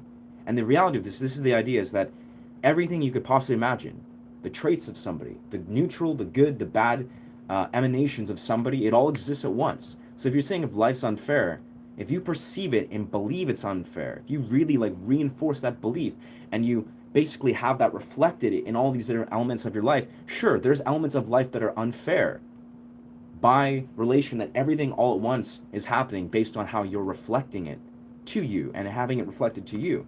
But at the exact same time, you can see that there is all these different dimensions that reinforces that life is fair.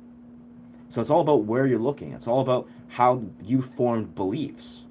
So yes, life is unfair, but it's also fair at the very same time. Always. It's like you can, I mean, again, we could get into the ethical philosophy of like humans kind of fucked. Morality, it's intense. Integrity, this is a thing a lot of people unfortunately have fallen from grace from. But is life fair? You're the creator. So it is whatever you want it to be.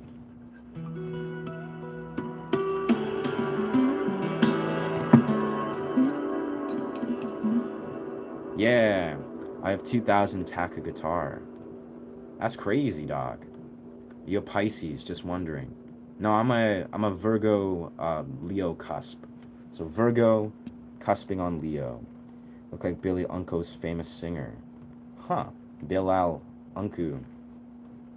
That's pretty dope. Delayed gratification. You can use this in every part. You really, yeah. I play rock. Yeah, I do play rock, brother. Yeah.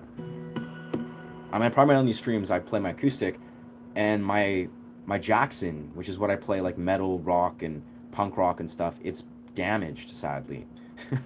Which is like, it's just, yeah. So I don't have my electric guitar right now, but I'm ordering a Ibanez.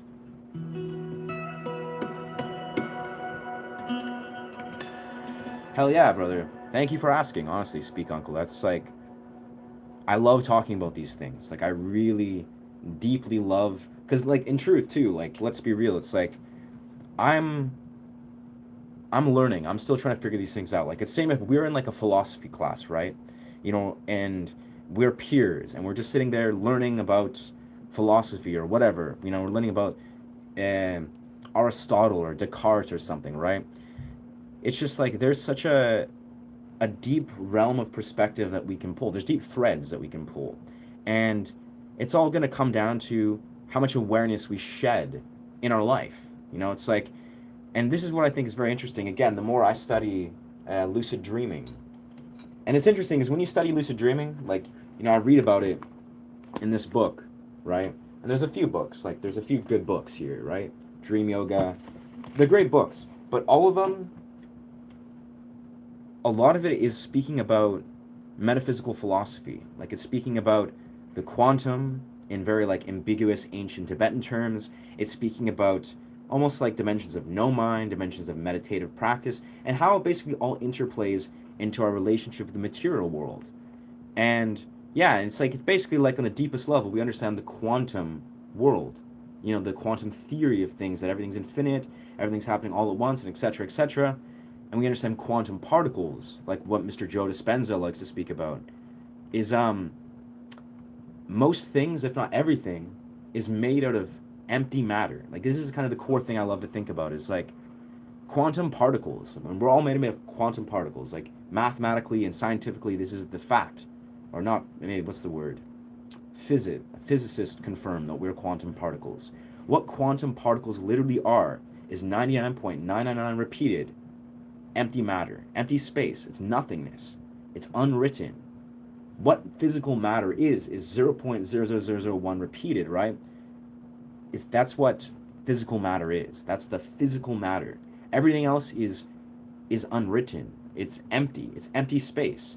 And that's why, you know, it's formless. It's like when we understand our ability to, say, manifest something, it really is this clear cut. It's like the second that you direct your energy to believe something happens, you're basically allowing yourself, if you're, you know, tuning into it, to engage in the quantum realm, which is infinite. It's the universe, basically. It's the unknown. It's the empty, unwritten space that you can tap into, where most things manifest, where most things are directly influenced. Anyways, my brain's just getting cooked just speaking about this thing, but yeah.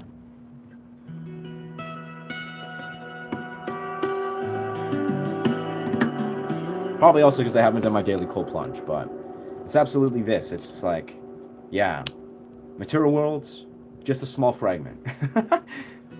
Most of the world's non-material. What is the non-material? It's everything beyond the material world you can imagine. How do you access this? By engaging in things that strengthen your relationship with the quantum. So meditation, qigong, you know, dream yoga, as in like basically in heightening your relationship with your subconscious. Yeah.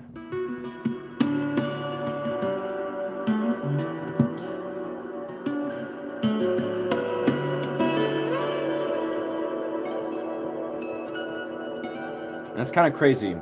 I'll focus on creating music after this, but what's bizarre, I just want to put a simple caveat, is these aren't things I necessarily always believe. These aren't things I always just like, but this is the way it is from reading from books or whatnot. These are things I've seen. Like, these are things I've seen with my own eyes. This is things that my experience has literally reinforced these kind of principles. I've literally seen quantum shifts. Like, I've seen metaphysical anomalies occur in my life, and I'll just be like, this is where my mind will get to understand that these things are real. Like, these aren't just things I desire to intellectualize. We are in a lucid dream. Our spirit wants rejoined to God. It is this is exactly it, the real justice, or ethereal justice. We are in a dream. This is a dream. That's what the ancient Tibetan Buddhists and the ancient Toltec, so the ancient Aboriginal Mexicans, they spoke of how, yeah, it's like when you operate with understanding the dream world, you know, lucid dream worlds, and you enter in these altered states, you come to realize that everything is an illusion. It's a dream. You know, it's the waking dream, the sleeping dream, and the more we return to this, we recognize, like in the simplest right, not this life is not supposed to be taken so seriously. Like, when we realize that a lot of us, we are operating on this like fear-based illusion where we have to hold on so tightly to the idea that this is real, when in reality this is generally not supposed to be taken so seriously. Like, reality, it's loose, it's malleable, it's formless, right? And it's an illusion. So it's like the more we embrace that and understand that, like a lot of what these like metaphysical philosophy kind of things talk about, you become free. You realize that life is not meant to be taken so seriously. It never was meant to be. And then you're free. You can, just laugh at things. So we're in the Matrix. In essence, yeah, I don't think saying we're in a Matrix and simulation. Yeah, it's like a simulation, a dream.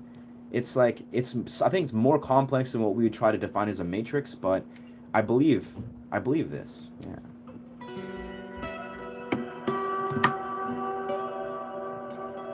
Yeah, fear is literally like fear if we think about it. It's the polar realm of how our human brain and our human 3D experience is trying to make sense of things, right? It's the programming that's present that's trying to be the dual part of it. It's like we're in the 3D, we have love, we have fear. And in the 3D, we have to have this contrast. Everything is dual in this 3D reality, right? It's in a 2D dimension. It's love versus fear. So it's a contrast. We can choose either one or the other because we get to reinforce if it's love or fear. And obviously, as beings, as energetic beings, we are like, the greater dimension is we are made up of love. Like, that's just the purest energy. So yeah, it's like, it's a polar thing. Anyways.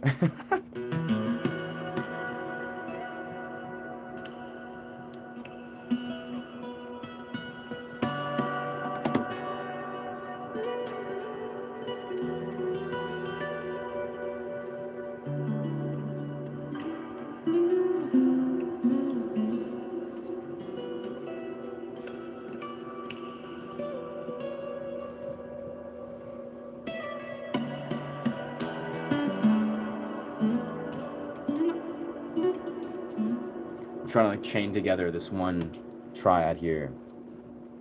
Please play the music. I got you, doggy.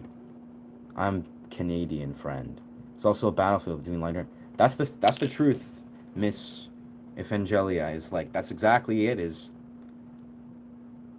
It requires like tenacity. It requires conscious awareness. Like, for a lot of us, if we think, it's almost like the the opposite of love is indifference, right? That's what they say. The reason why this is true is because when we become indifferent, like, nothing matters, whatever, nothing matters, let's hold an apathetic stance. That's how you basically, that's basically how you win, per se, or you lose more so, I'd say, the forces that are against the greater good win. It's like if you're indifferent, like, nothing's real, nothing matters, nothing exists, that's where you sort of lose the farce, you lose the fight on, I would say, expansion of consciousness. Because obviously, we as beings, we are here to grow, to expand. Like, this is what nature and where nature wants to do. And it's basically like, what I'm simply saying is, I think it's important now more than ever for people to be basically radically authentic. To be authentic, but to be really like tenacious with it. Like, realize you want to be like a warrior of light, essentially, what you could say is the term. I don't identify with that term, but essentially just being a warrior for the good things in life, for the things that need to be fought for, which I think, consciousness needs to be fought for. Like, it's kind of like, yeah, it's a crazy battle out there.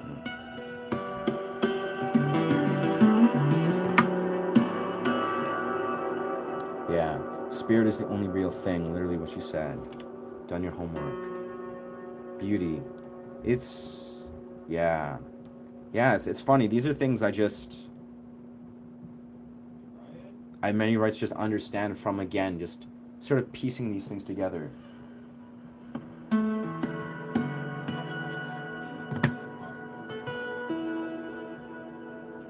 Yeah, that's fair. I need to do that too.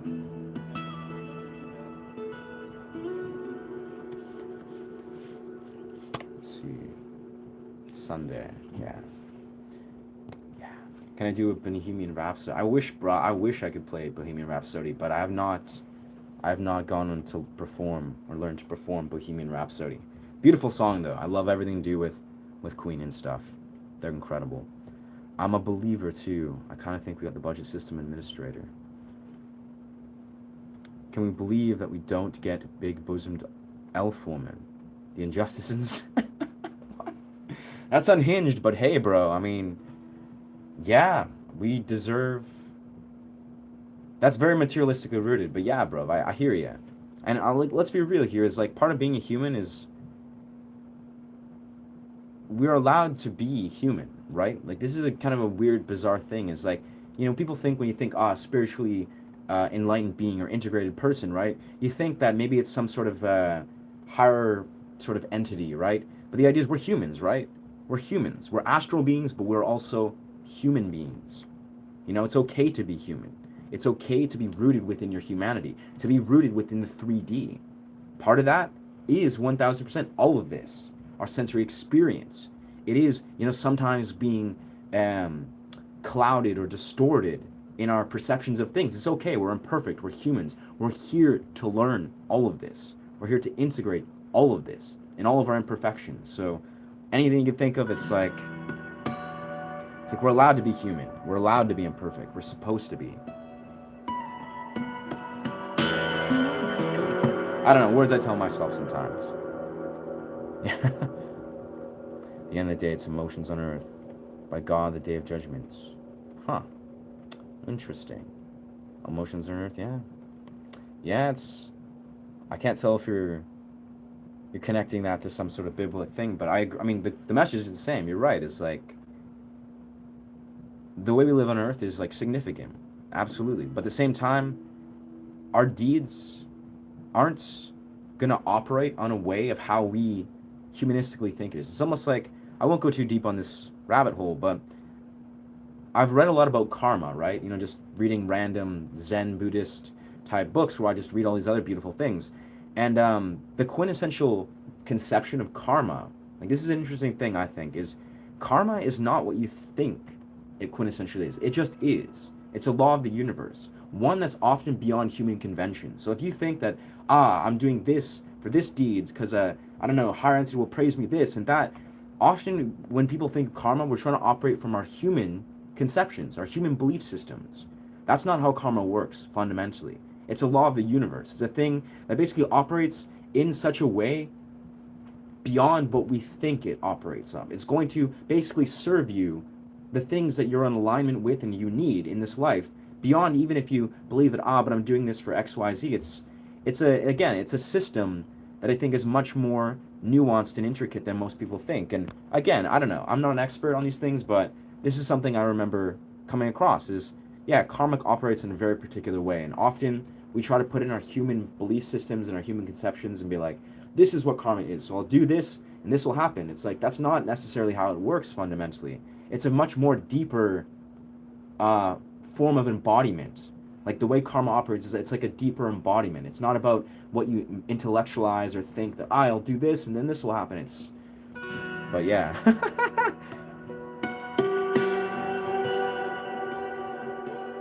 I'm just going off right now. My fixed depression and men in 1 hour. Damn, that's pretty tight. Wow, high praise. Wow. I seem to have that effect every once in a while. It's like the partners that I've dated romantically, or just people that I meet. Like I make friends and I dance with people, and yeah, I think the modern men is definitely a thing that is in disrepair. So it's good to understand that masculine energy is inherently beautiful. It's healthy. Men are incredible human beings. Men are important, but obviously it's about having integrated masculine energy. So that's great.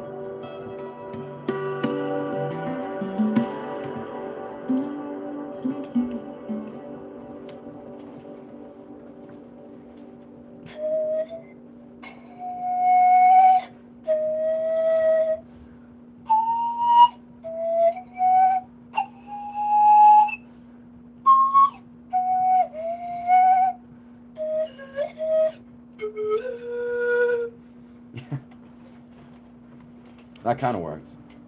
I saw you in Thailand. Whoa, what?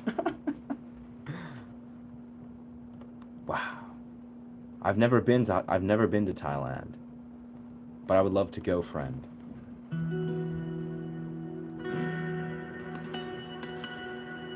I thank you. You guys are beautiful too, though, for holding space for this portal. I mean, I'm just a conduit at this point. I mean, I'm facilitating, but it's more advanced than our finer brains can fathom, and I'm sure it takes into account past lives. Absolutely, absolutely ethereal justice. I really believe that too. It's like, yeah, I don't know. Past lives are a mindfuck. I have no vivid memories of my past life, but of course I believe in them, and of course I think I'm fortunate. I was actually reflecting on this in a very strange place. I was at a show, like at a rave, hanging out with my new lady friend. We're just like talking, like dancing. I remember I just sat down and I was talking about past lives, and I was like, I don't know what my past life is, but I have a feeling like there was something really significant happening in my last past life. Like I don't know why I was like, I don't know if it was for the better, for the worse. I actually have a feeling it was not. I had a very difficult past life, if I were to assume this. I don't know shit about past life, to be honest, but I kind of have this feeling that my past life was very like full of like very deep strife, and this life, for whatever reason, was the redemption. This was the life of like coming back and be like, I have the wisdom, I have the ability to understand whatever I need to understand, and then here I am, sharing whatever is happening. You first lower your hair with the flute. I agree. I do this when I'm chilling, usually on like mushrooms or something. I just just lower my hair and just play the flute in the forest, and I'm just like a being.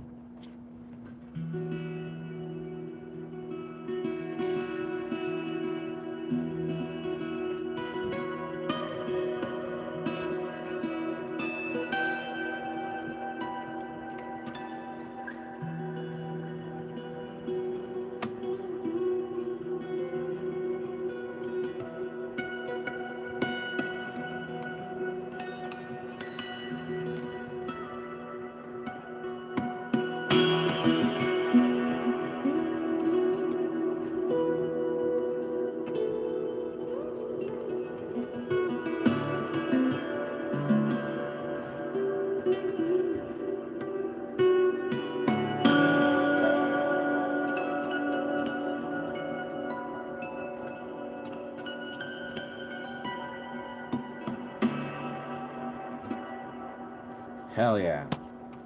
I think I'm gonna record this, I think. Just kind of forget about it. Play this song every breath you take. I can't say I know this song, friend. Hey man, hope you wonder. Thank you, Doctor. Thank you, Dr. She-Man. Hope you as well, friend.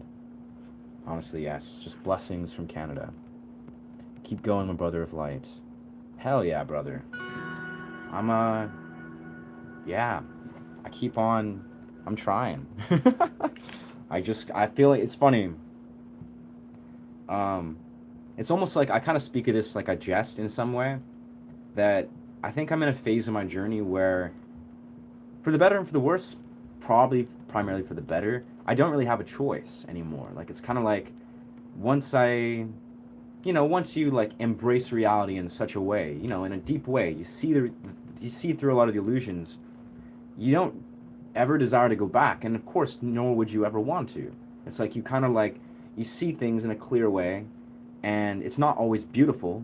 Many times, it can be grayed out, egregious. Is that the word? Just it can be unpleasant. You look into reality, and like, wow, reality's kind of fucked. But yeah, when you have clarity, you trust. Like you learn to trust. So I don't think I have any capacity to go back to being unconscious, but this is why I'm here, I suppose. I had dreams of someone named Ada J. Hawley. Huh. That's pretty wild, ethereal. Yeah, I know. I've heard of stories like that. People that are connected metaphysically that, you can definitely access people in your dreams. I've never done that, at least not from what I remember. I don't think I'm anywhere near doing that, but I 100% believe this. Bet you do not remember. Bunch of crazy emojis. Huh. A lot of Thai girls watching your live stream. That's wild. Very nice.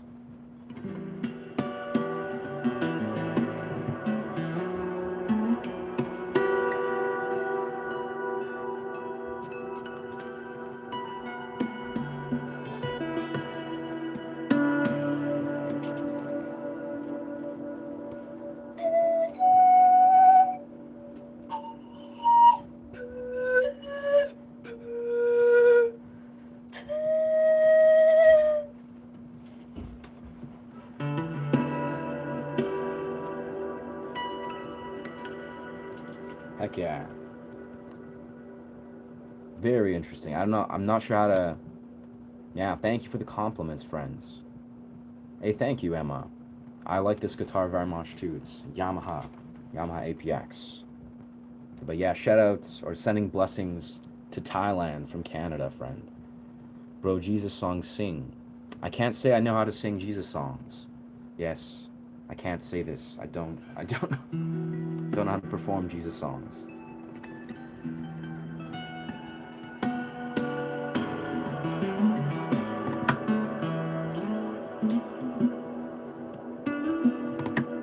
I have a guitar next to me. Beautiful, beautiful. You should pick it up.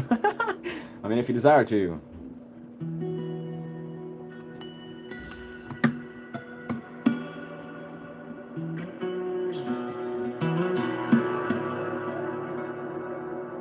You should, if you can, I'm not sure what your skill level is, Emma, but you should try to play this chord. Or maybe actually, if you're a beginner, you should try to play a D minor. If you're not familiar with D minor, it's like such a beautiful chord. You basically have your second finger here. Your second finger goes on the 2nd fret 3rd string. And then your third finger goes on the 3rd fret 2nd string, and then your first finger goes on the 1st fret 1st string. D minor. And of course there's the F major 7, which I love. Yeah. Chords, baby. Let's see. Any song a Jesus song? I suppose so. I don't know. I've never heard that philosophy. He asked if we would like to visit Thailand. He asked if I'm so confused. He asked if I would like to visit Thailand. I mean, I'm not, I think I know what you're saying. I mean, yes, absolutely one day. I would love to visit Thailand. I actually thought about that quite a lot. I love Thai food. I love Muay Thai, martial arts. Well, I can't play the moment because my brother's in bed. Hey, that's fair. That's fair. That's a very valid reason. Usually what I do when I need to be quiet, I'll just step outside, but my room is right next to my backyard. Hey, thank you. I'm getting love bombed over here. That's great. No, thank you. That's very sincere. I'm sure the Thai girls are super dope too.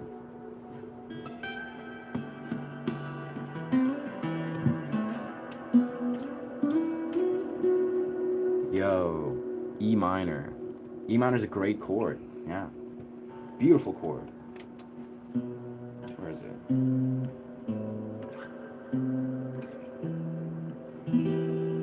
Yeah, E minor. Beautiful. Yo, what's up, dude? Welsh rapper. Sweet. Welcome, brother. Welcome. That's great.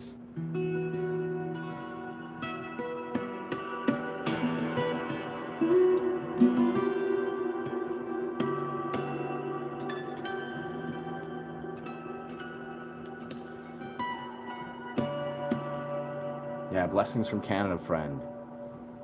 Blessings from the Canada guitar player.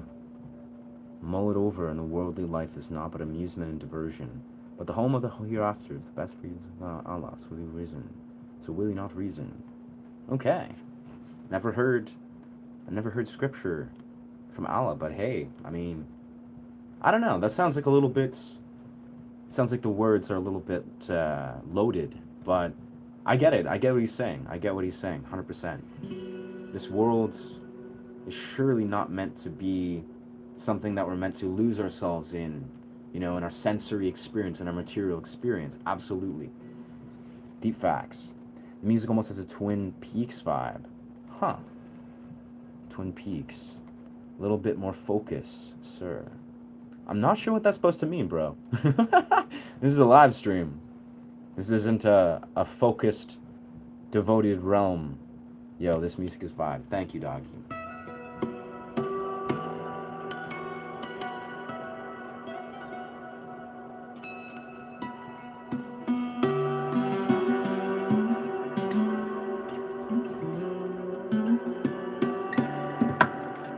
At this point, too, after it's been 2.5 hours, at this point in the live stream, it's kind of like I play guitar, but I also just talk. It's kind of like whatever flows.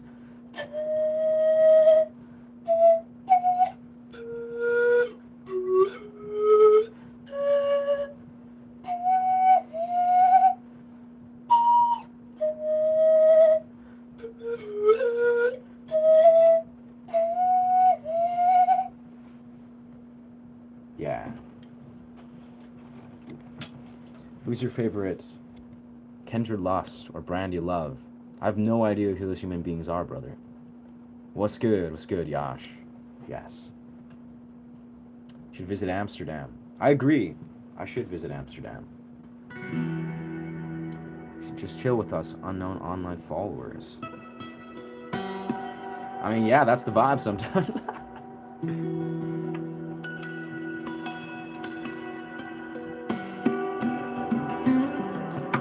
I think, in the context of facilitating, a stream, like it's like if someone's just say hosting a stream, and they're not very grounded or they're not sure of what their intention is, I think that could be chaos. Like that could be chaotic as fuck. But for me, quintessentially, I have a lot of intention and grounding mechanisms where it's like my intention with the stream, majority of the time is like I want to create an experience. Be it if we're obviously just talking about, I don't know, philosophy or whatever. But also it's centered around music. Like I love to ground this experience in music. It's not just chaos. None of this is random, quintessentially. I mean, sometimes it can become maybe unhinged as fuck, but Amsterdam. Deventer. Huh.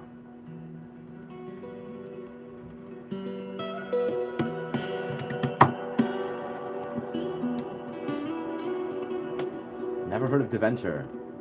I kind of know of Amsterdam, but yeah.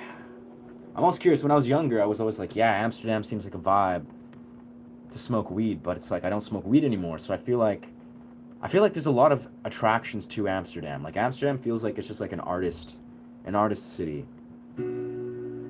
Yo, what's good? Let me know. From Holland. Hell yeah. And honestly, when I start traveling, like in, I don't know, X amount of time, I definitely will be reverent of the people offering like invitations, because that's what's good. I would love to pull those threads. What is good, Coco? What's good, Coco TV? Good evening, brother. Good evening, Bulgaria.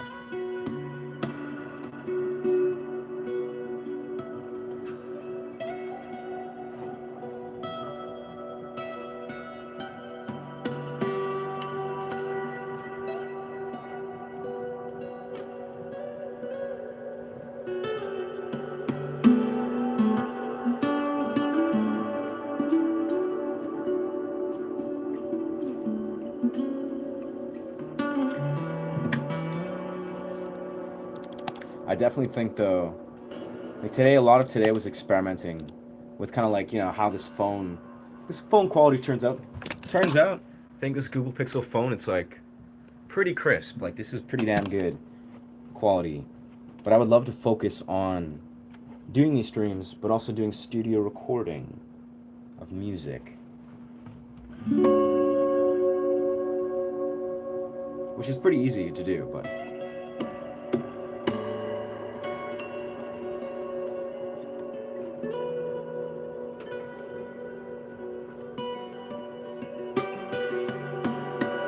Like if I were to like take that and be like, okay, how does that sound? How is that sound quality? Oldest city in Holland, much better. All good, very nice sound. Thank you, dog. Lullaby of a Dead Man. Huh. I can't say I am familiar. Yeah, that sounds pretty good. That's a pretty balanced sound.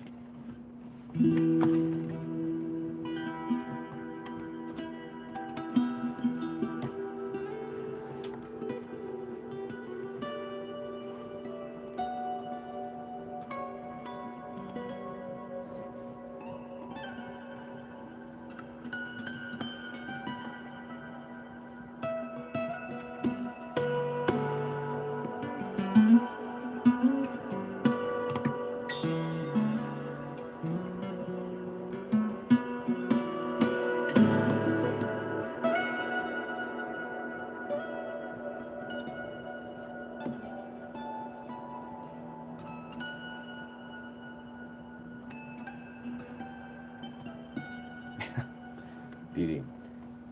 Let's see, was that chemistry we're doing Lullaby of a Dead Man. Yeah, I'll have to check out who is Lullaby of a Dead Man. I don't know why that sounds. No, I'm thinking maybe Theory of a Dead Man. Yeah, Lullaby of a Dead Man. Pretty trippy title, I must say. Lullaby of a Dead Man is a haunting song featuring Call of Duty. Ah, Black Ops zombie soundtrack. Some gives Easter eggs. Huh. Ah, okay. Primarily by Kevin Sherwood, sung by Alana Sigmund. Huh. I'll have to give this a listen once I'm not live.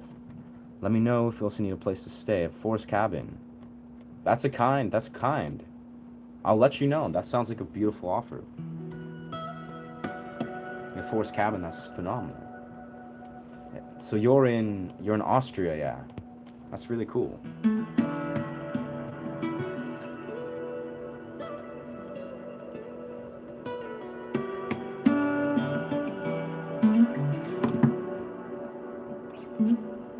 Yo, what's good? Welcome. Victor and Abhishek.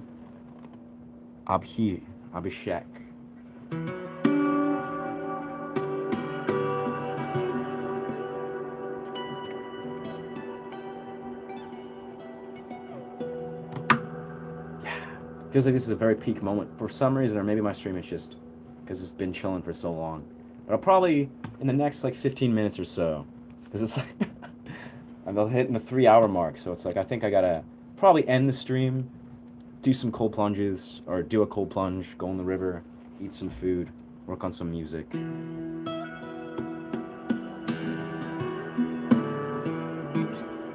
of course, naturally, I started the stream very early today, so this has worked out very well.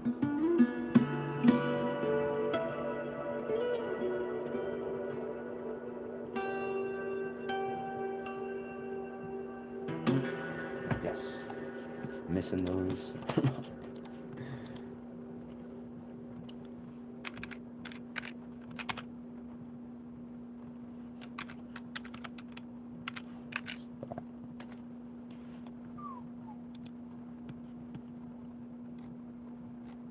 Huh.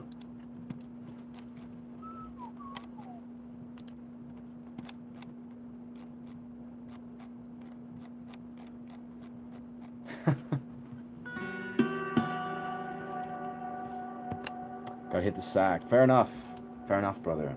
Rest up, yeah. Definitely, I'm not sure what time it is there, but I mean, it's like 1:22, so it's like lunchtime, but definitely no pressure. I've been here for like nearly 3 hours, which this is actually a new record. I've never streamed for this long. Yeah, I'm in BC. Yeah, British Columbia, Canada.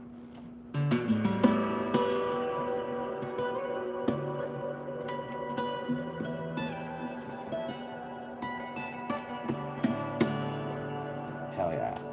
I think it'd behoove though. It'd be wise to go for a nice river plunge. Like it's beautiful. It's like it's literally extraordinary out there. Wow. This new phone though, I swear. I've been streaming for 3 hours. Usually my phone would be like nearly dead, but I'm at like 85% or like 90%. That's just damn. That is so dope. This is what a phone should be doing. Not that I'm a massive advocate phones, but it's like for streaming, this is just top tier. Hell yeah, moved to about 5 miles from CA. Huh, Odensburg.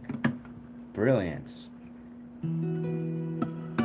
Yeah, Canada it's very green. It's very green, especially where I'm at. It's like BC is literally just like forests endlessly, alongside obviously the city, where there's like the city area.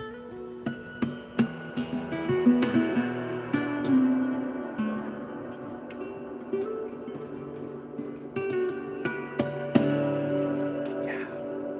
I low-key almost think what I need to do is go to like a lake and just chill and swim. It's just such a nice day out.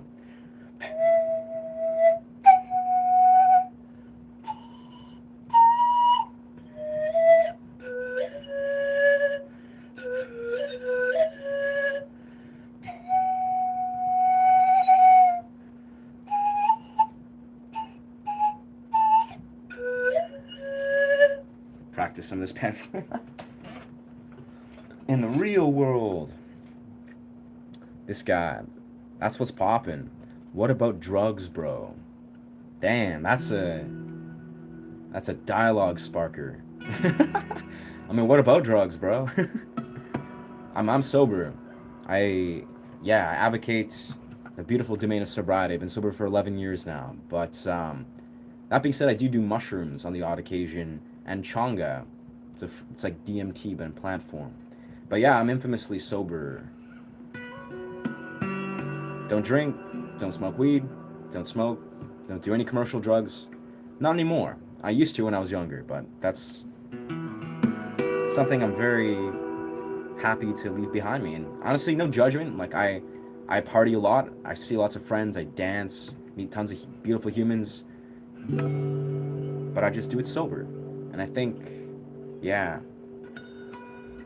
it's a very powerful practice.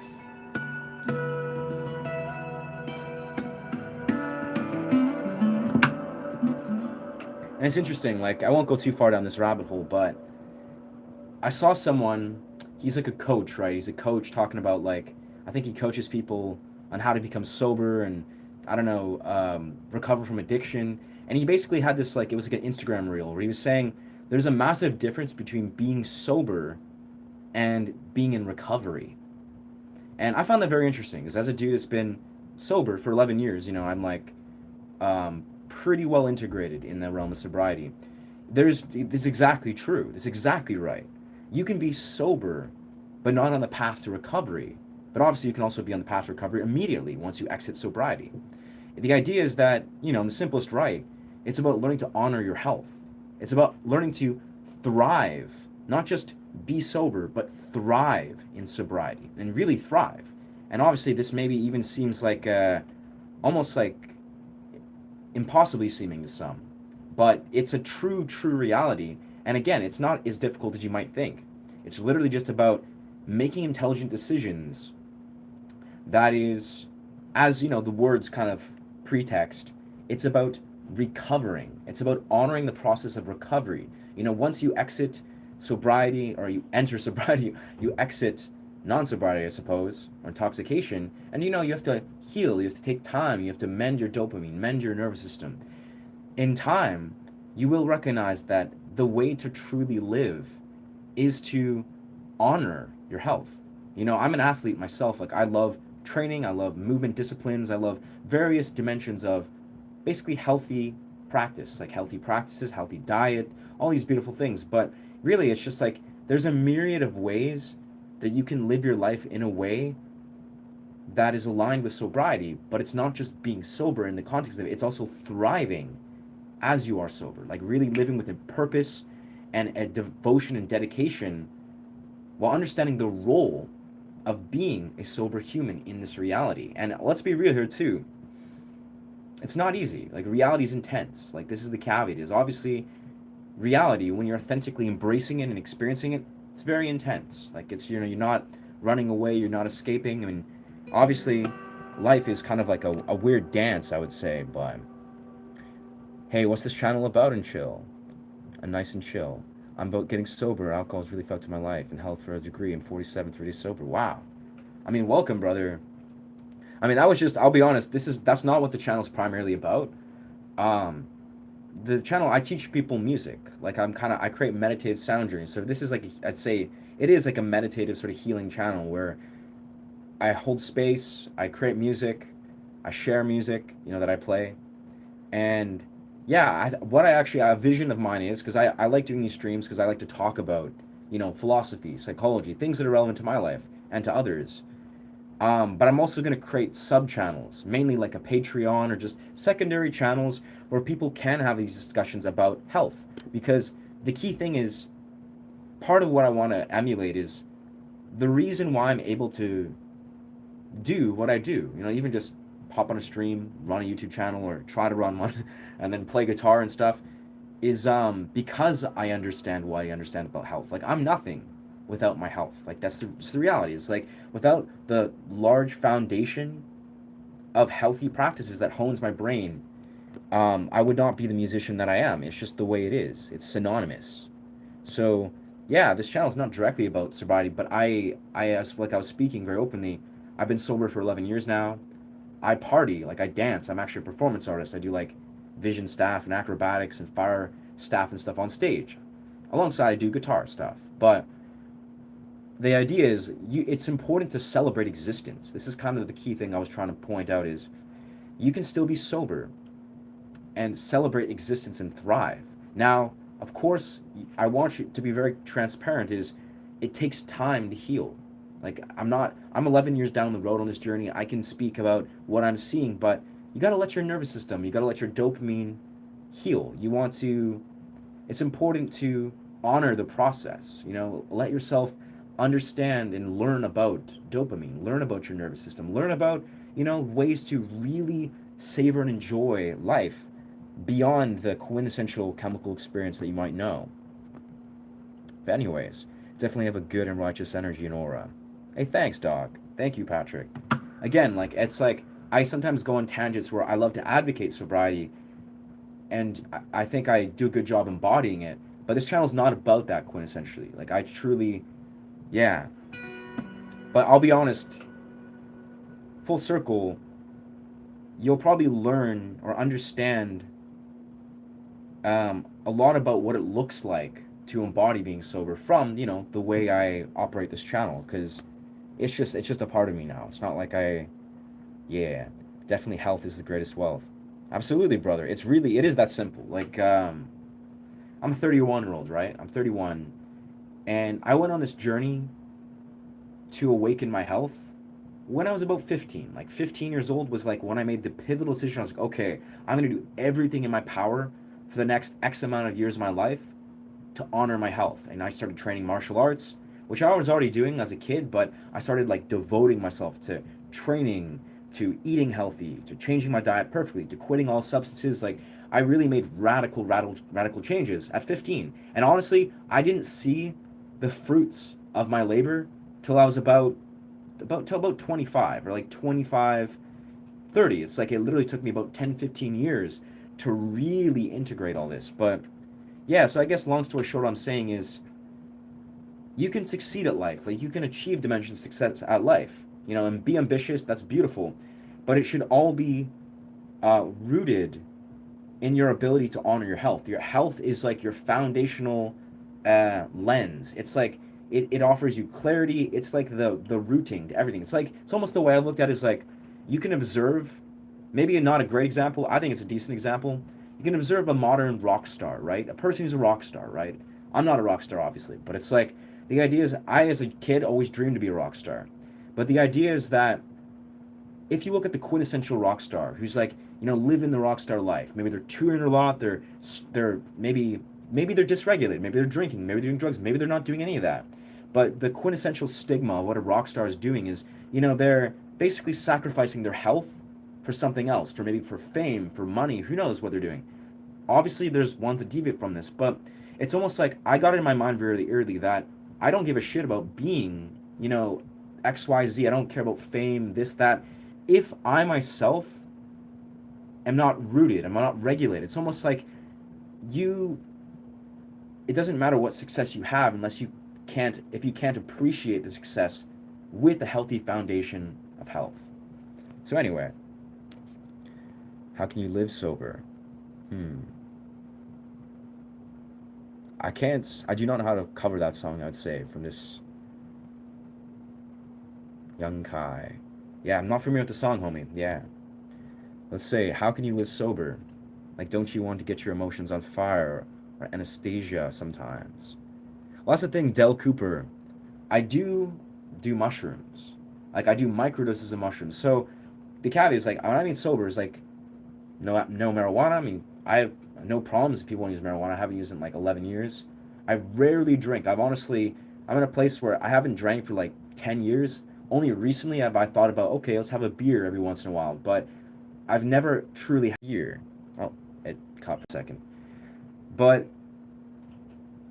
in essence, I advocate intentional use of psychedelics. Like, if you're really spacing out, that's what I think is excellent. But the key thing, like the thing I really want to emulate to Dal Cooper from your comment is you can get high completely sober. You can. And really, in many rights, these highs are way better than you'll ever receive from any drug, just objectively.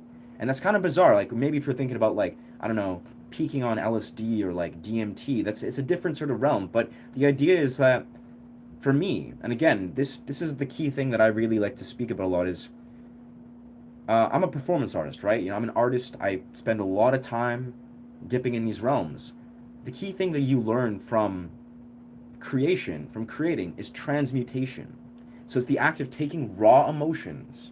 You take, maybe anger if it's present, maybe it's depression if it's present, ecstasy if it's present, all the different emotions, and you're transmuting it into your expressions. You can transmute it into your words, you can transmute it into acting, you can transmute it to dance. Dance is very effective.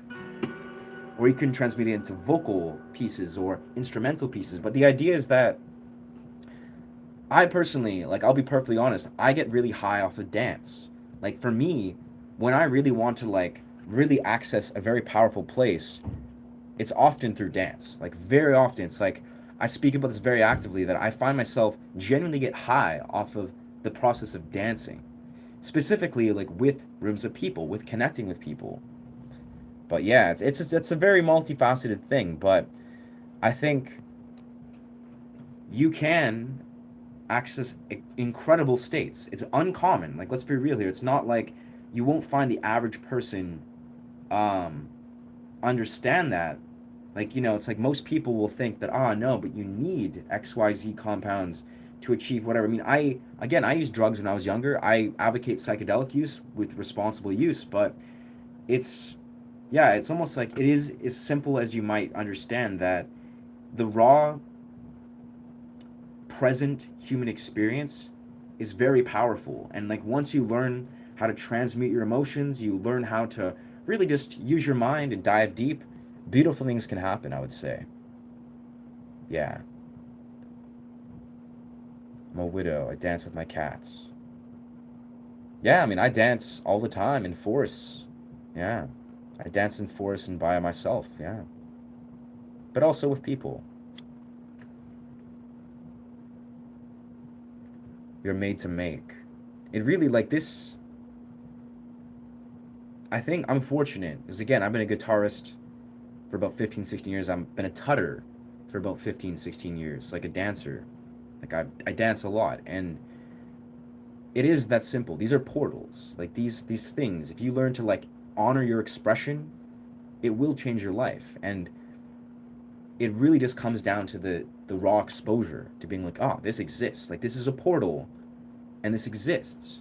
And the more portals you have in your life, like, for example, like, again, it's dancing, or maybe acting, or guitar, and you pull those threads, and you see how you can engage in those portals, you can just create energy out of nothing, essentially. It's again, these are a lot of interesting conventions, but yeah, this is what I see. I appreciate you, dog. And I'd say that's okay, brother. Like, I mean, yeah, I don't know. I'm just, I'm just riffing here. But I mean, some unsolicited advice for you, I suppose. Is that just like, it's like the process of just being, say, an alcoholic, like, or engaging in alcohol. Like, there's a reason why you do this. Like, this is something I observe a lot, right? When I go to raves all the time, right? I go sober, and it's not easy all the time. Sometimes it's very easy, but sometimes it's difficult, right? Why is it difficult to go to a rave, to party, to engage in a social dynamic? Because maybe you'll feel insecure, maybe you'll feel anxious. Maybe, you meet a woman, you're just like, wow, this is a gorgeous human being. And for whatever reason, you're not able to really like lead with confidence for whatever reason. Maybe you're not able to dance confidently or whatever. Like, these are the narratives that might be present. And a lot of people, we numb those feelings with drugs and alcohol. We're just like, oh no, but let's try to escape and, maybe engage in some substance. And maybe even then we still won't escape those feelings. But when you're sober, you can learn from those feelings and you can actually conquer them. Like, you can actually be like, oh wow, I'm a confident human being. Um, I'm secure in this, that, and the other. And even if you're not, it's actually okay, right? So almost like what I'm saying is, it's okay that you use alcohol, brother. I mean, it's not probably the best. You probably want to exit it, but there's an underlying condition. There's an underlying feeling that you need to address. Likely, like just psychology 101. And once you address that and make sense of that, it's probably going to be easier to exit drinking alcohol. But again, I'm not an expert. I was never. I've never been an alcoholic. I have my own issues, but surely it's like, I think you deserve to hear yourself out. You deserve to like honor what you're trying to fill that void with than alcohol. And sometimes it is simple, brother. You just want to be appreciated for who you are, like for just being around other human beings, people, and being like embracing you without needing to feel like you need to be someone else. From what I know, they're dangerous for certain people. I remember meeting a person who did psychedelics who became depressed for 11 years. Those who do them regularly and use that's another sort of a, what's the word? Not a misconception, but I mean, it can be a misconception, but everything can be abused, everything can be used as medicine. Now, that's a bold statement because most people, you can think of things like, oh no, but this drug probably cannot be used as medicine. Probably right, because most people want to abuse certain things. And even if there's a perfect medicinal use for something, humans have a tendency to abuse things. But it's the absolute truth is like, so yes, there's people that should not do psychedelics. Very likely. I mean, I I very much enjoy them, in moderation, but some people it's just psychologically it's not good for them. And there's research behind this. So absolutely, brother, like people can abuse anything if they're going to. And again, yeah, it's a sad dimension is as Piper literally, it's exactly that. It's a symptom. Like, if someone's abusing something, if they're trying to escape from reality or from whatever's going on, it's the symptom of the underlying mechanism. It's like if you're familiar, there's a psychologist from Vancouver, where I'm in Coquitlam, but it's like from BC, called Gaber Mate, or maybe a botch it, Gaber Mate, Gaber Mate. He's like an older sort of like Aboriginal fellow that is an expert in addiction. His entire life's work is about addiction. And he works in East Side downtown. So he literally spent a lot of his life literally speaking to and understanding addiction from some of the most horrendous um, circumstances of the human experience, like people, addicts, basically, addicts that live in East Side Vancouver. And long story short, yeah, Gabor Mate speaks very openly about exactly what Piper just said. Is like the addiction is a symptom. It's a symptom of trying to maybe self-soothe, for lack of a better word, or self-soothe, or trying to treat something, and you're trying to mask it with this thing. But the reality is, there's something underlying that needs to be addressed. And yeah, I mean, again, I'm not a psychologist. I'm just a dude that's figured these things out by myself. But in truth, yeah, bro, it's like all I'm simply expressing is you can exit alcohol if you desire to. Like, you can. Now, obviously, you got to listen to your body and you got to be really honest with yourself of being like, you know what can I really come to peace with? And I don't know. I don't have the answers. It'll take time, but there's something on the other side of that door, as Sigmund Freud would say.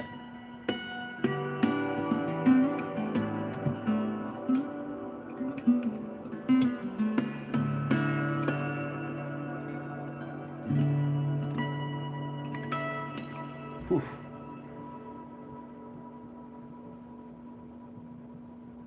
Yeah, I mean, dopamine's wild, friend. Piper's, she's an MVP.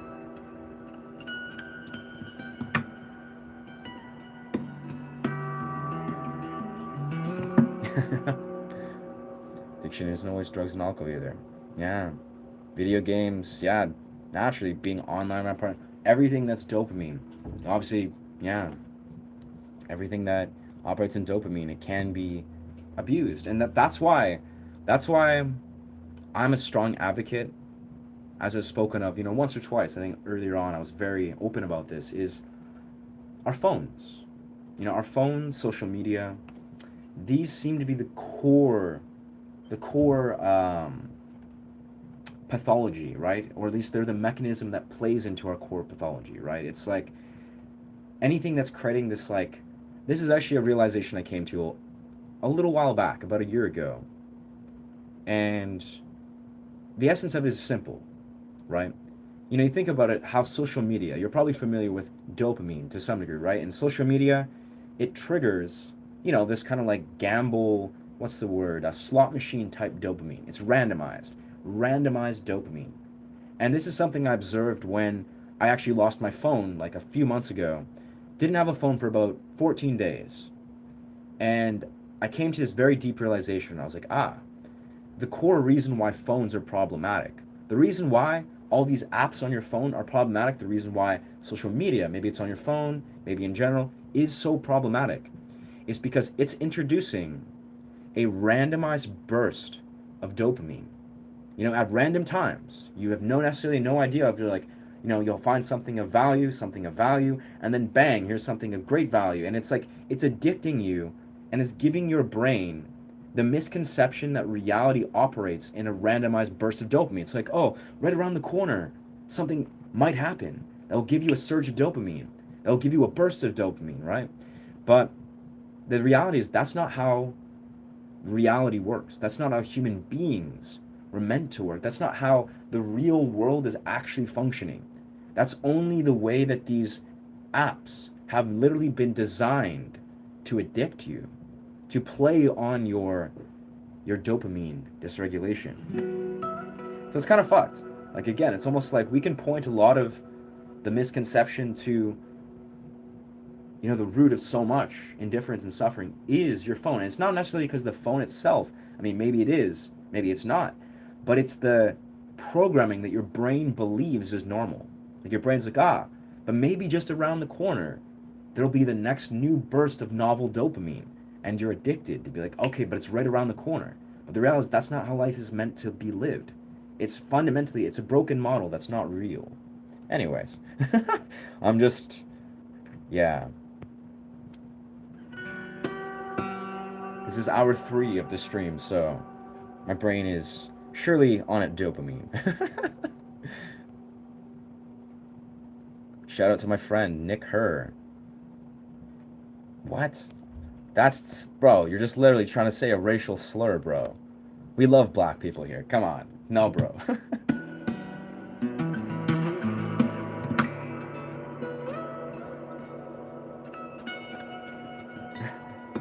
This guy's always trying to get his rose. Bro, can you play Shumakal? I can't. I'm not familiar with that song, brother. That's interesting. I'm curious what Republic Day is. I've never heard of this, but I've heard a lot of people express good things. It sounds like an interesting Republic Day. So India. Huh. Republic Day is celebrated annually on January 26th to commemorate the adoption of the Constitution of India. History was the day of celebration was observed. I know that. Huh. So it's like almost like a freedom. Republic Day is a national holiday celebrated with great enthusiasm across the country. The main celebrations take place in New Delhi. Grand Parade is held. Parades and ceremonies. Cultural events. So the importance of Republic Day. Democratic values. Celebrates the principle of democracy. So I think democracy, that's good. So equality, justice, enshrined in the Constitution. That's beautiful. Okay, I honestly didn't know what Republic Day was, but I guess I do now. So happy Republic Day, guys. It's celebrating democratic values, which seems pretty good. I'm sorry to bring the topic again. a bit iffy. What do you think about schizophrenic hallucinations versus psychedelic-related hallucinations? Wow. No, I mean, I love that topic, bro. We convert Muslim. No, I am not religious, friend. I appreciate the invitation, but no, sir. I'm not religious. But yeah, no, I really love where, let's see. So for Floyd Rose, when I was really new to psychedelics, right? Like when I was like 14, 13, before I ever did psychedelics, right? I was a very curious kid. I was like, okay, let's look up psychedelics. Let's read about psychedelics. And weirdly enough, the very first thing that I ever came across when I would read forums about LSD, because that was the one that often popped up, was actually just talking about strictly that.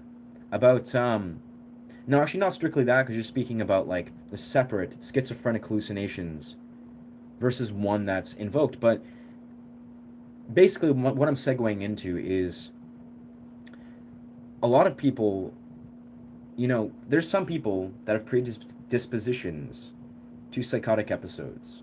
And, maybe they do a psychedelic, and I'm sure you're fully familiar with this. This is what you're engaging the dialogue about. But it's like, yeah, it's like, I remember when I was a young kid reading about this, like, damn, is that actually true? It's like, you could do psychedelic like LSD, and you could never exit the trip because you've awakened a underlying mental disorder. Well, for one, what a lot of psychedelic researchers speak of is this is going to happen anyways. This isn't like suddenly you've done this compound and you are now diagnosed with XYZ. This was an underlying condition that you were predispositioned to that was going to happen. But and the further part of it, that's just I found that was relevant. Testing 1, 2. Whoa, my volume or my my recording just started. But yeah, the idea is that what I think is interesting, the Floyd Rose, is Carl Jung. If you're familiar with Carl Jung, probably familiar. His thesis of understanding, his approach to understanding psychology. He's like, we see him as the intuitive, almost the creative dimension of psychology. There's Sigmund Freud, who's like a very different world of thought of psychology. Love Sigmund Freud, but he's very intense.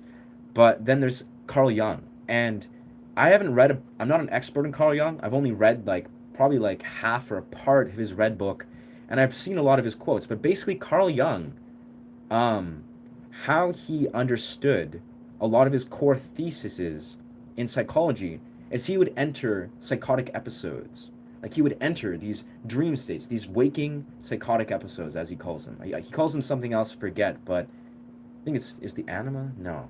He enters this psychotic episode, and he has these like waking visions where he goes through these like intense places, and he speaks of how he enters these very actively, where he begins to engage in these.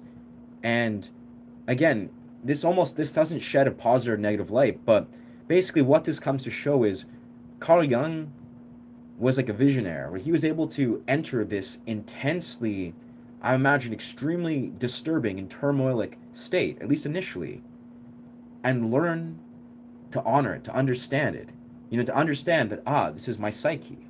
This is metaphorical on the deepest level. And how can I, as a being that's in this experience, how can you extract knowledge, perspective? And basically, I think Carl Jung was someone that was a victim of, psychotic episodes, who learned to integrate it so intelligently that he embraced them, and he actually became a visionary and taught people more about the psyche than most people knew for hundreds, if not thousands of years. And like that is extremely beautiful. And I think, well, that's the thing is I have lucid dreamed in the past, and I'm reading a lot about lucid dreaming. That's like, I plugged this book probably like 20 times, but it's like and that's what's beautiful is extending off of, yes, people that maybe experience a psychotic episode or schizophrenic episode. I guess that's probably fundamentally different, because again, I don't know a ton about schizophrenia, but I feel like it's a similar realm. It's like lucid dreaming people. A lot of the people that have studied lucid dreaming, like the ones Andrew Holisek, he speaks openly that he had an episode where he basically, for a period of time, lost his grip on sanity. And some of the authors, like it's almost like there's a fine line between entering, say, a lucid dream realm, where you're entering maybe some sort of metaphysical astral realm, things I've never truthfully done, and you have to realize that there's a lot of intense energy that can disintegrate you, like disintegrate as you become dysregulated, not integrated. When you entered altered states, heightened states where you become more sensitive to maybe, I don't know, metaphysical anomalies. And the reality is there is a possibility to integrate these things. And this is kind of maybe circling back to, I don't know if a person who is a product or has, a mental illness of sorts, I don't know if they should be experimenting with psychedelics. Probably likely not. I honestly have no idea. I really can't comment on that. But I think history has shown us that there are great things that can be done when you integrate these kind of mental pathologies. Almost like you're a visionary. You're a, what's the word? A pioneer or a trailblazer. There's another word I'm thinking of, but I'd love to say, like, I really feel like there's grand, incredible things meant for people that are trying to integrate these kind of like mental pathologies, be it schizophrenia, be it bipolar disorders or manic episodes, like all these things. And again, I can't speak from experience. I'm not a professional. I don't know the depths of how these things operate. But I think if we observe people like Carl Jung, people like a lot of these authors of lucid dream books, they speak of literally going into these altered states. Be it it's like Carl Jung entering his episodes, or a lot of these lucid dreamers, they enter their lucid dream realms, and they have to integrate very intense psychological things, psychological materia. And basically on the other side of understanding these things, integrating these things, basically you become a very powerful visionary. Not saying that's always the case, but that's what these authors have spoke of. So yeah, it's almost like, I think the simplest thing I'm saying is these are gifts. There's some people who speak about these openly, where a lot of these mental pathologies are just misunderstood gifts that are requesting you to integrate it.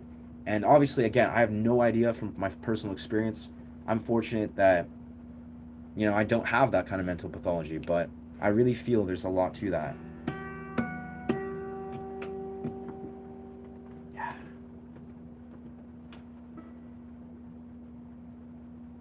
Yeah. Ram. Sweet, dude. I don't know what that means, but Hello, wow. Daskalos. Interesting. That's quite the title. I'm gonna type that in Google and see what happens, but I don't know what. I have no idea. Daskalos. Freeman creator. So he's an author of sorts. Prophesies an incarnation to be soon born in Cyprus. Wait, what? Devote his life to teach. So he's almost like a Ram Dass, but of a different... Huh. Interesting. Brilliant. What the... Some guy playing Vlad.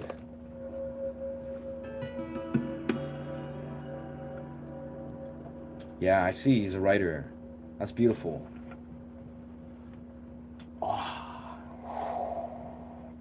Fuck yeah. Well, this has been so fun, honestly. I've never done this long of a stream. I'll be honest, part of this has been like an experiment. Download music soon.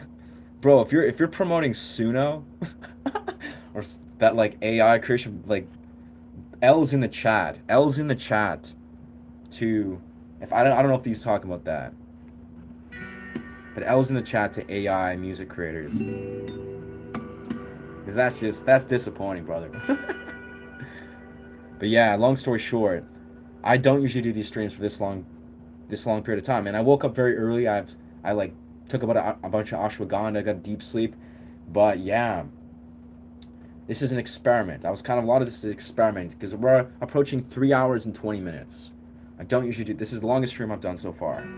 Probably gonna end it pretty soon because I want to do a run and do a cold plunge. But this is fun. Think how it will be when 100 people talk. See, I've thought about that, and I think when I do have like a larger audience, it's gonna just come down to alignment.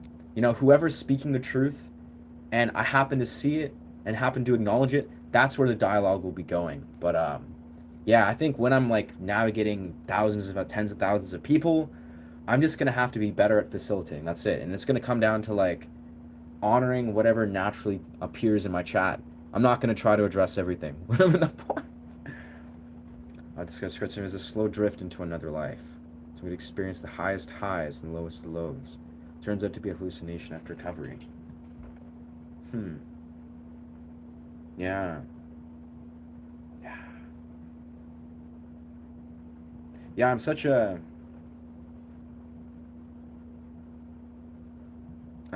objective observer in that regard where it's like I can pretend I understand. I think I've actually met and connected intimately with people that surely have like those kind of episodes, but I don't know, I've even gone on Google and just like looked at FAQs of people talking openly about it, but I think it's impossible to understand. But I really think, like, again, I'd like to believe that you just stream your cats. That's chill. I mean, yeah, that's cool. I never expected. I mean, I kind of did expect when I created my streams where I'm like just doing music, performing, having dialogues. I expected it to go relatively well, but it's almost like, you know, it's the simplest right. YouTube is like you get what you put into it, quintessentially, and I don't think it's about necessarily like effort per se, but it's about intention. I think is a social problem how we treat them and other illnesses like depression, fear. Yeah, you overcome those without. Wow, yeah, Madeline, you're yeah beautifully on par with that, or you're on point with that. Because like I have a very complex world of thought, and a very like well-educated world of thought about medication. Like that's something I could talk about for a long ass time. Because when I was like 15 years old, I was on medication for about 4 years, 3 4 years, and I'm ADHD. You know, for most of my life, I've been told, oh, I should be on medication. I should be on this, that, the other. I've even considered medication. I've looked at the depths of my life when I've gone through some of the most turmoilic things and thought maybe I should go on medication.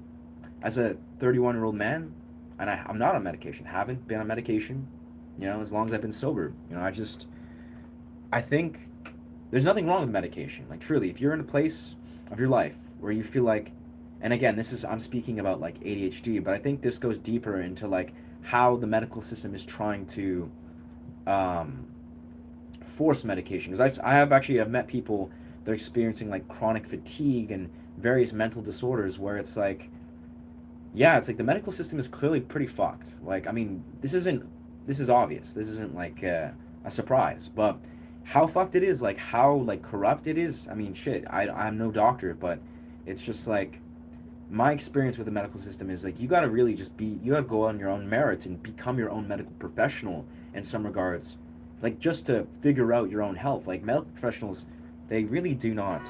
Yeah. Yeah, honestly, it's a multifaceted subject. I think the simplest opinion that I'll say, like I'll summarize this, because we gotta breathe life and air into these things. Is there's many ways to honor the health, like whether we're talking about being on medication for your thyroid. Obviously, there's certain conditions that you probably should be on medication, like blood pressure, etc. But it's important to honor the way the body naturally heals itself. Now, obviously, that's a difficult road, but the body is meant to heal itself. Medications can be a supplement, but the body is meant to heal itself, and I really strongly believe in the ability the body has. Anyways, that's all I'll say about that.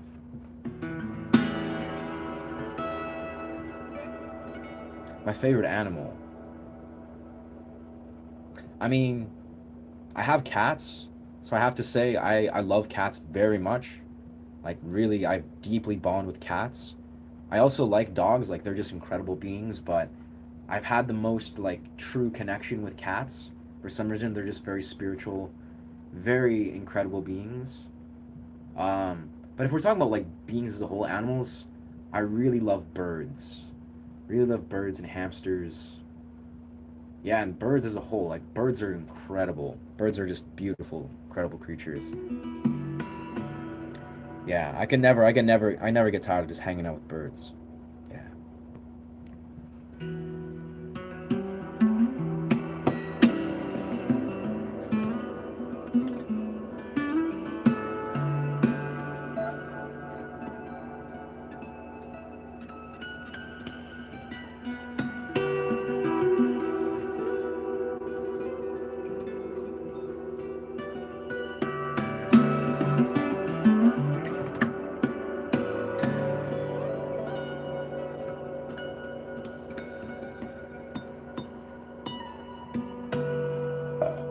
Very nice.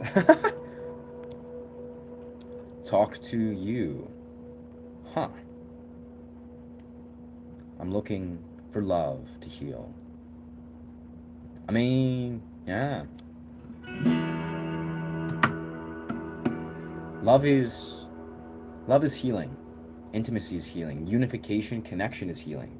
But I truthfully don't think that's the way it works. We can't just be like, all right, love will be the healer of all things. Because unfortunately, we are the healers. We as individuals, the love we provide for ourselves is the medicine. Love is just a reflection of what we emit. You know, you may hear that, but it's the truth. It's like we can only love as deeply as we've loved ourselves, and that's a process. That being said, we all deserve, you know, just intimacy, love, connection. That's 1000%. It's a human experience.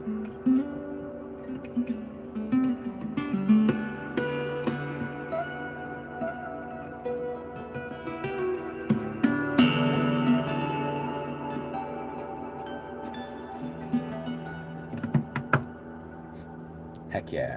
What's good? What's good? I see E officer. Brilliant.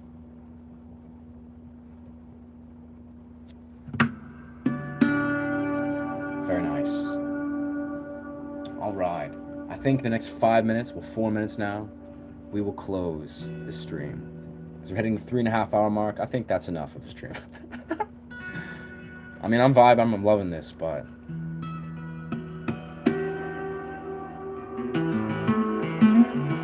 it's been a great experiment. Blessings. Welcome, Russia. Welcome, beautiful humans from Russia. Blessings from Canada. I can't say I know the Sweet Child of Mine solo. I mean, I know the song. It's a beautiful song, brother. I'm sorry if there was no context, previous statement. Nah, brother, don't is mentioned as a previous live. Honestly, honor your boundaries. Like, I think, again, I'm not a medical professional or anything like that, so I think, you know, just honor what your boundaries are. I think maybe what, like, if you intuitively feel, yeah, you need to, like, yeah, just honor this sort of sacred part of yourself, whether this is like what your struggle is. Like, yeah, it's okay, brother, honestly. And, you know, this is naturally, this is a public domain, it's a public sphere. It's like naturally, like, respect what you're feeling. What you said about going out without drinking or doing drugs. Like passionate love, intimacy. I mean, being alone long. Was avoiding contact.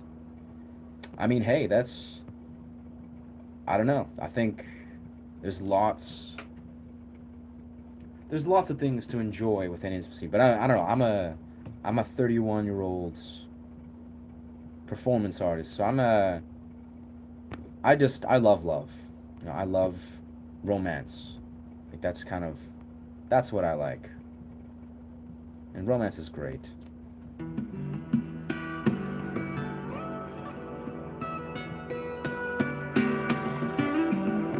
I like being a student of romance too. Like, yeah. Have an amazing day. I think I'll probably be back in a few hours.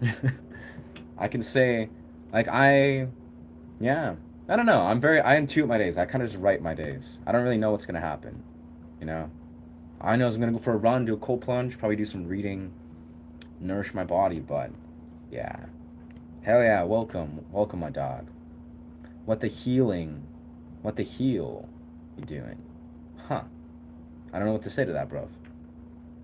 What's good? What's good, Aisha? Alright, so we're about to approach the 3.5 hour mark, baby. Wow. Alright, so then this is gonna be the end of the stream. That's the one.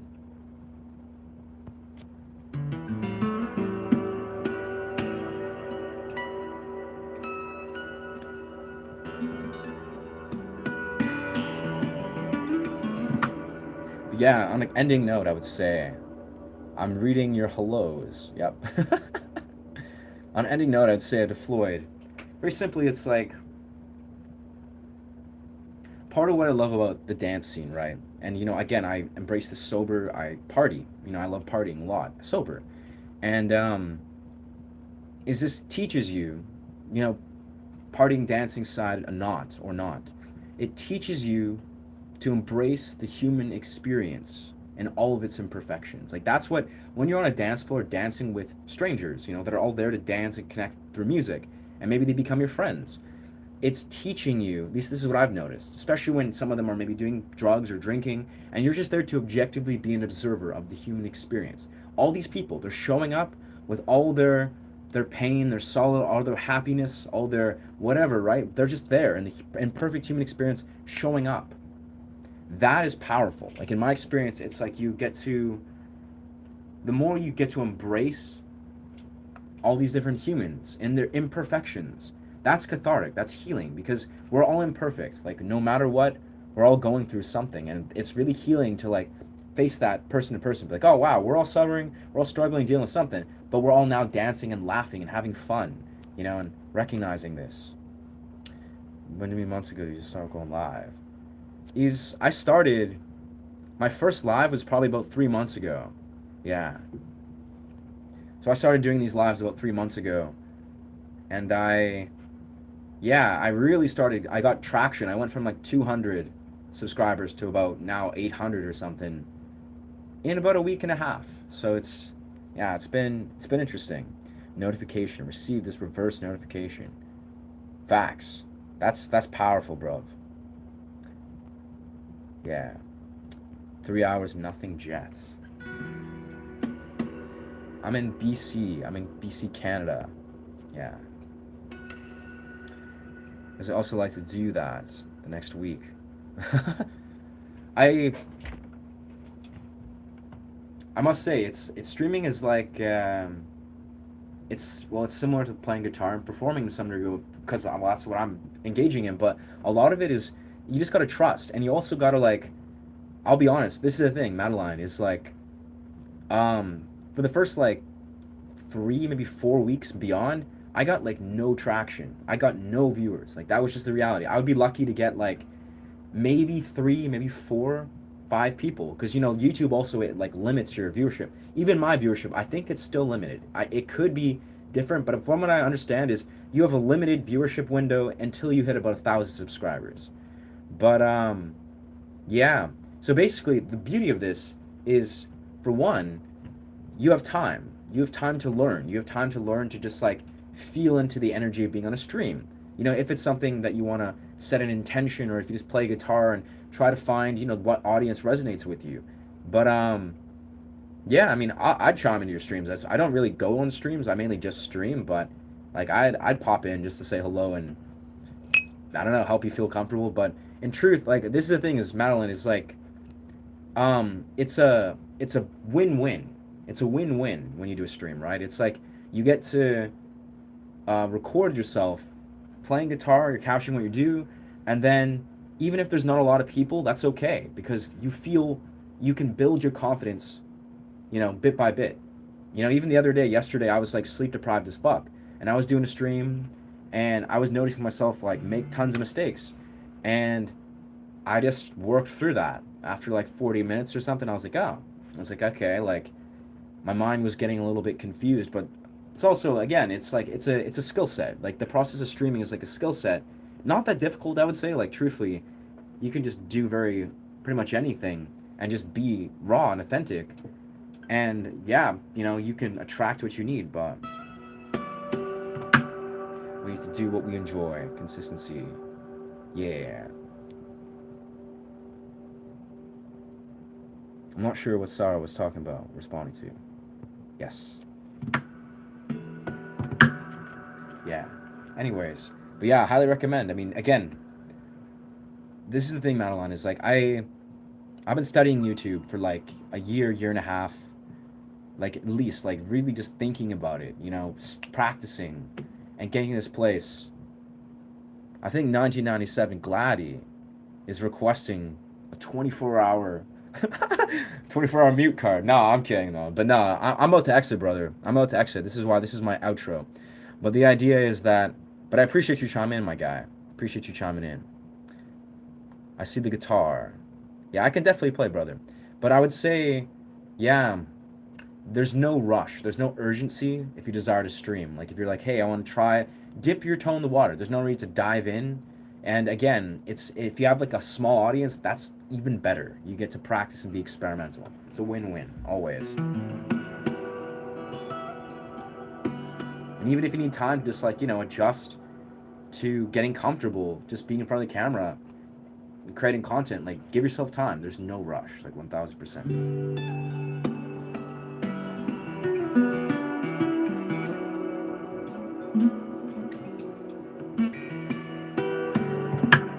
Beauty.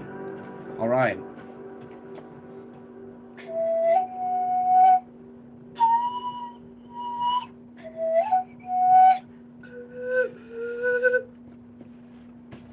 Fuck yeah. Thanks, dog. All right, so thank you so much for chiming in. Yeah, I deeply appreciate you guys. This has been an interesting stream. First time my camera dropped. Facts. I recently started doing YouTube. Now on channel 2021. Yeah, and it's probably, I strongly believe that you do need to study YouTube. Like you can be a YouTuber. I think about this a lot because, I've been studying and bridging these worlds, but you can be a YouTuber if you just want to be a YouTuber. Use this as like a virtual diary, and that's okay. Hell, I did that. I did that for a period. But if you want to like grow a YouTube channel, it's valid and valuable to really like do your homework, and it's not even that hard. You just gotta, observe channels that are succeeding and have a strong vision with how you want to succeed, and just be consistent. But yeah, if if it's a process. But I think just like anything, like if you're learning guitar, it's a perfect example. You just got to stay inspired, stay passionate, find the joy in it, and then just keep persevering, baby. Anyways, so thank you so much for chiming in. If you find this content resonates with you, feel free to follow this channel. I teach guitar and I do meditative sound journeys. Yes. I love singing, and I don't do it just for YouTube. That's beautiful. I love guitar, and I love making music and holding space and all. It's all just whatever you love to do. Like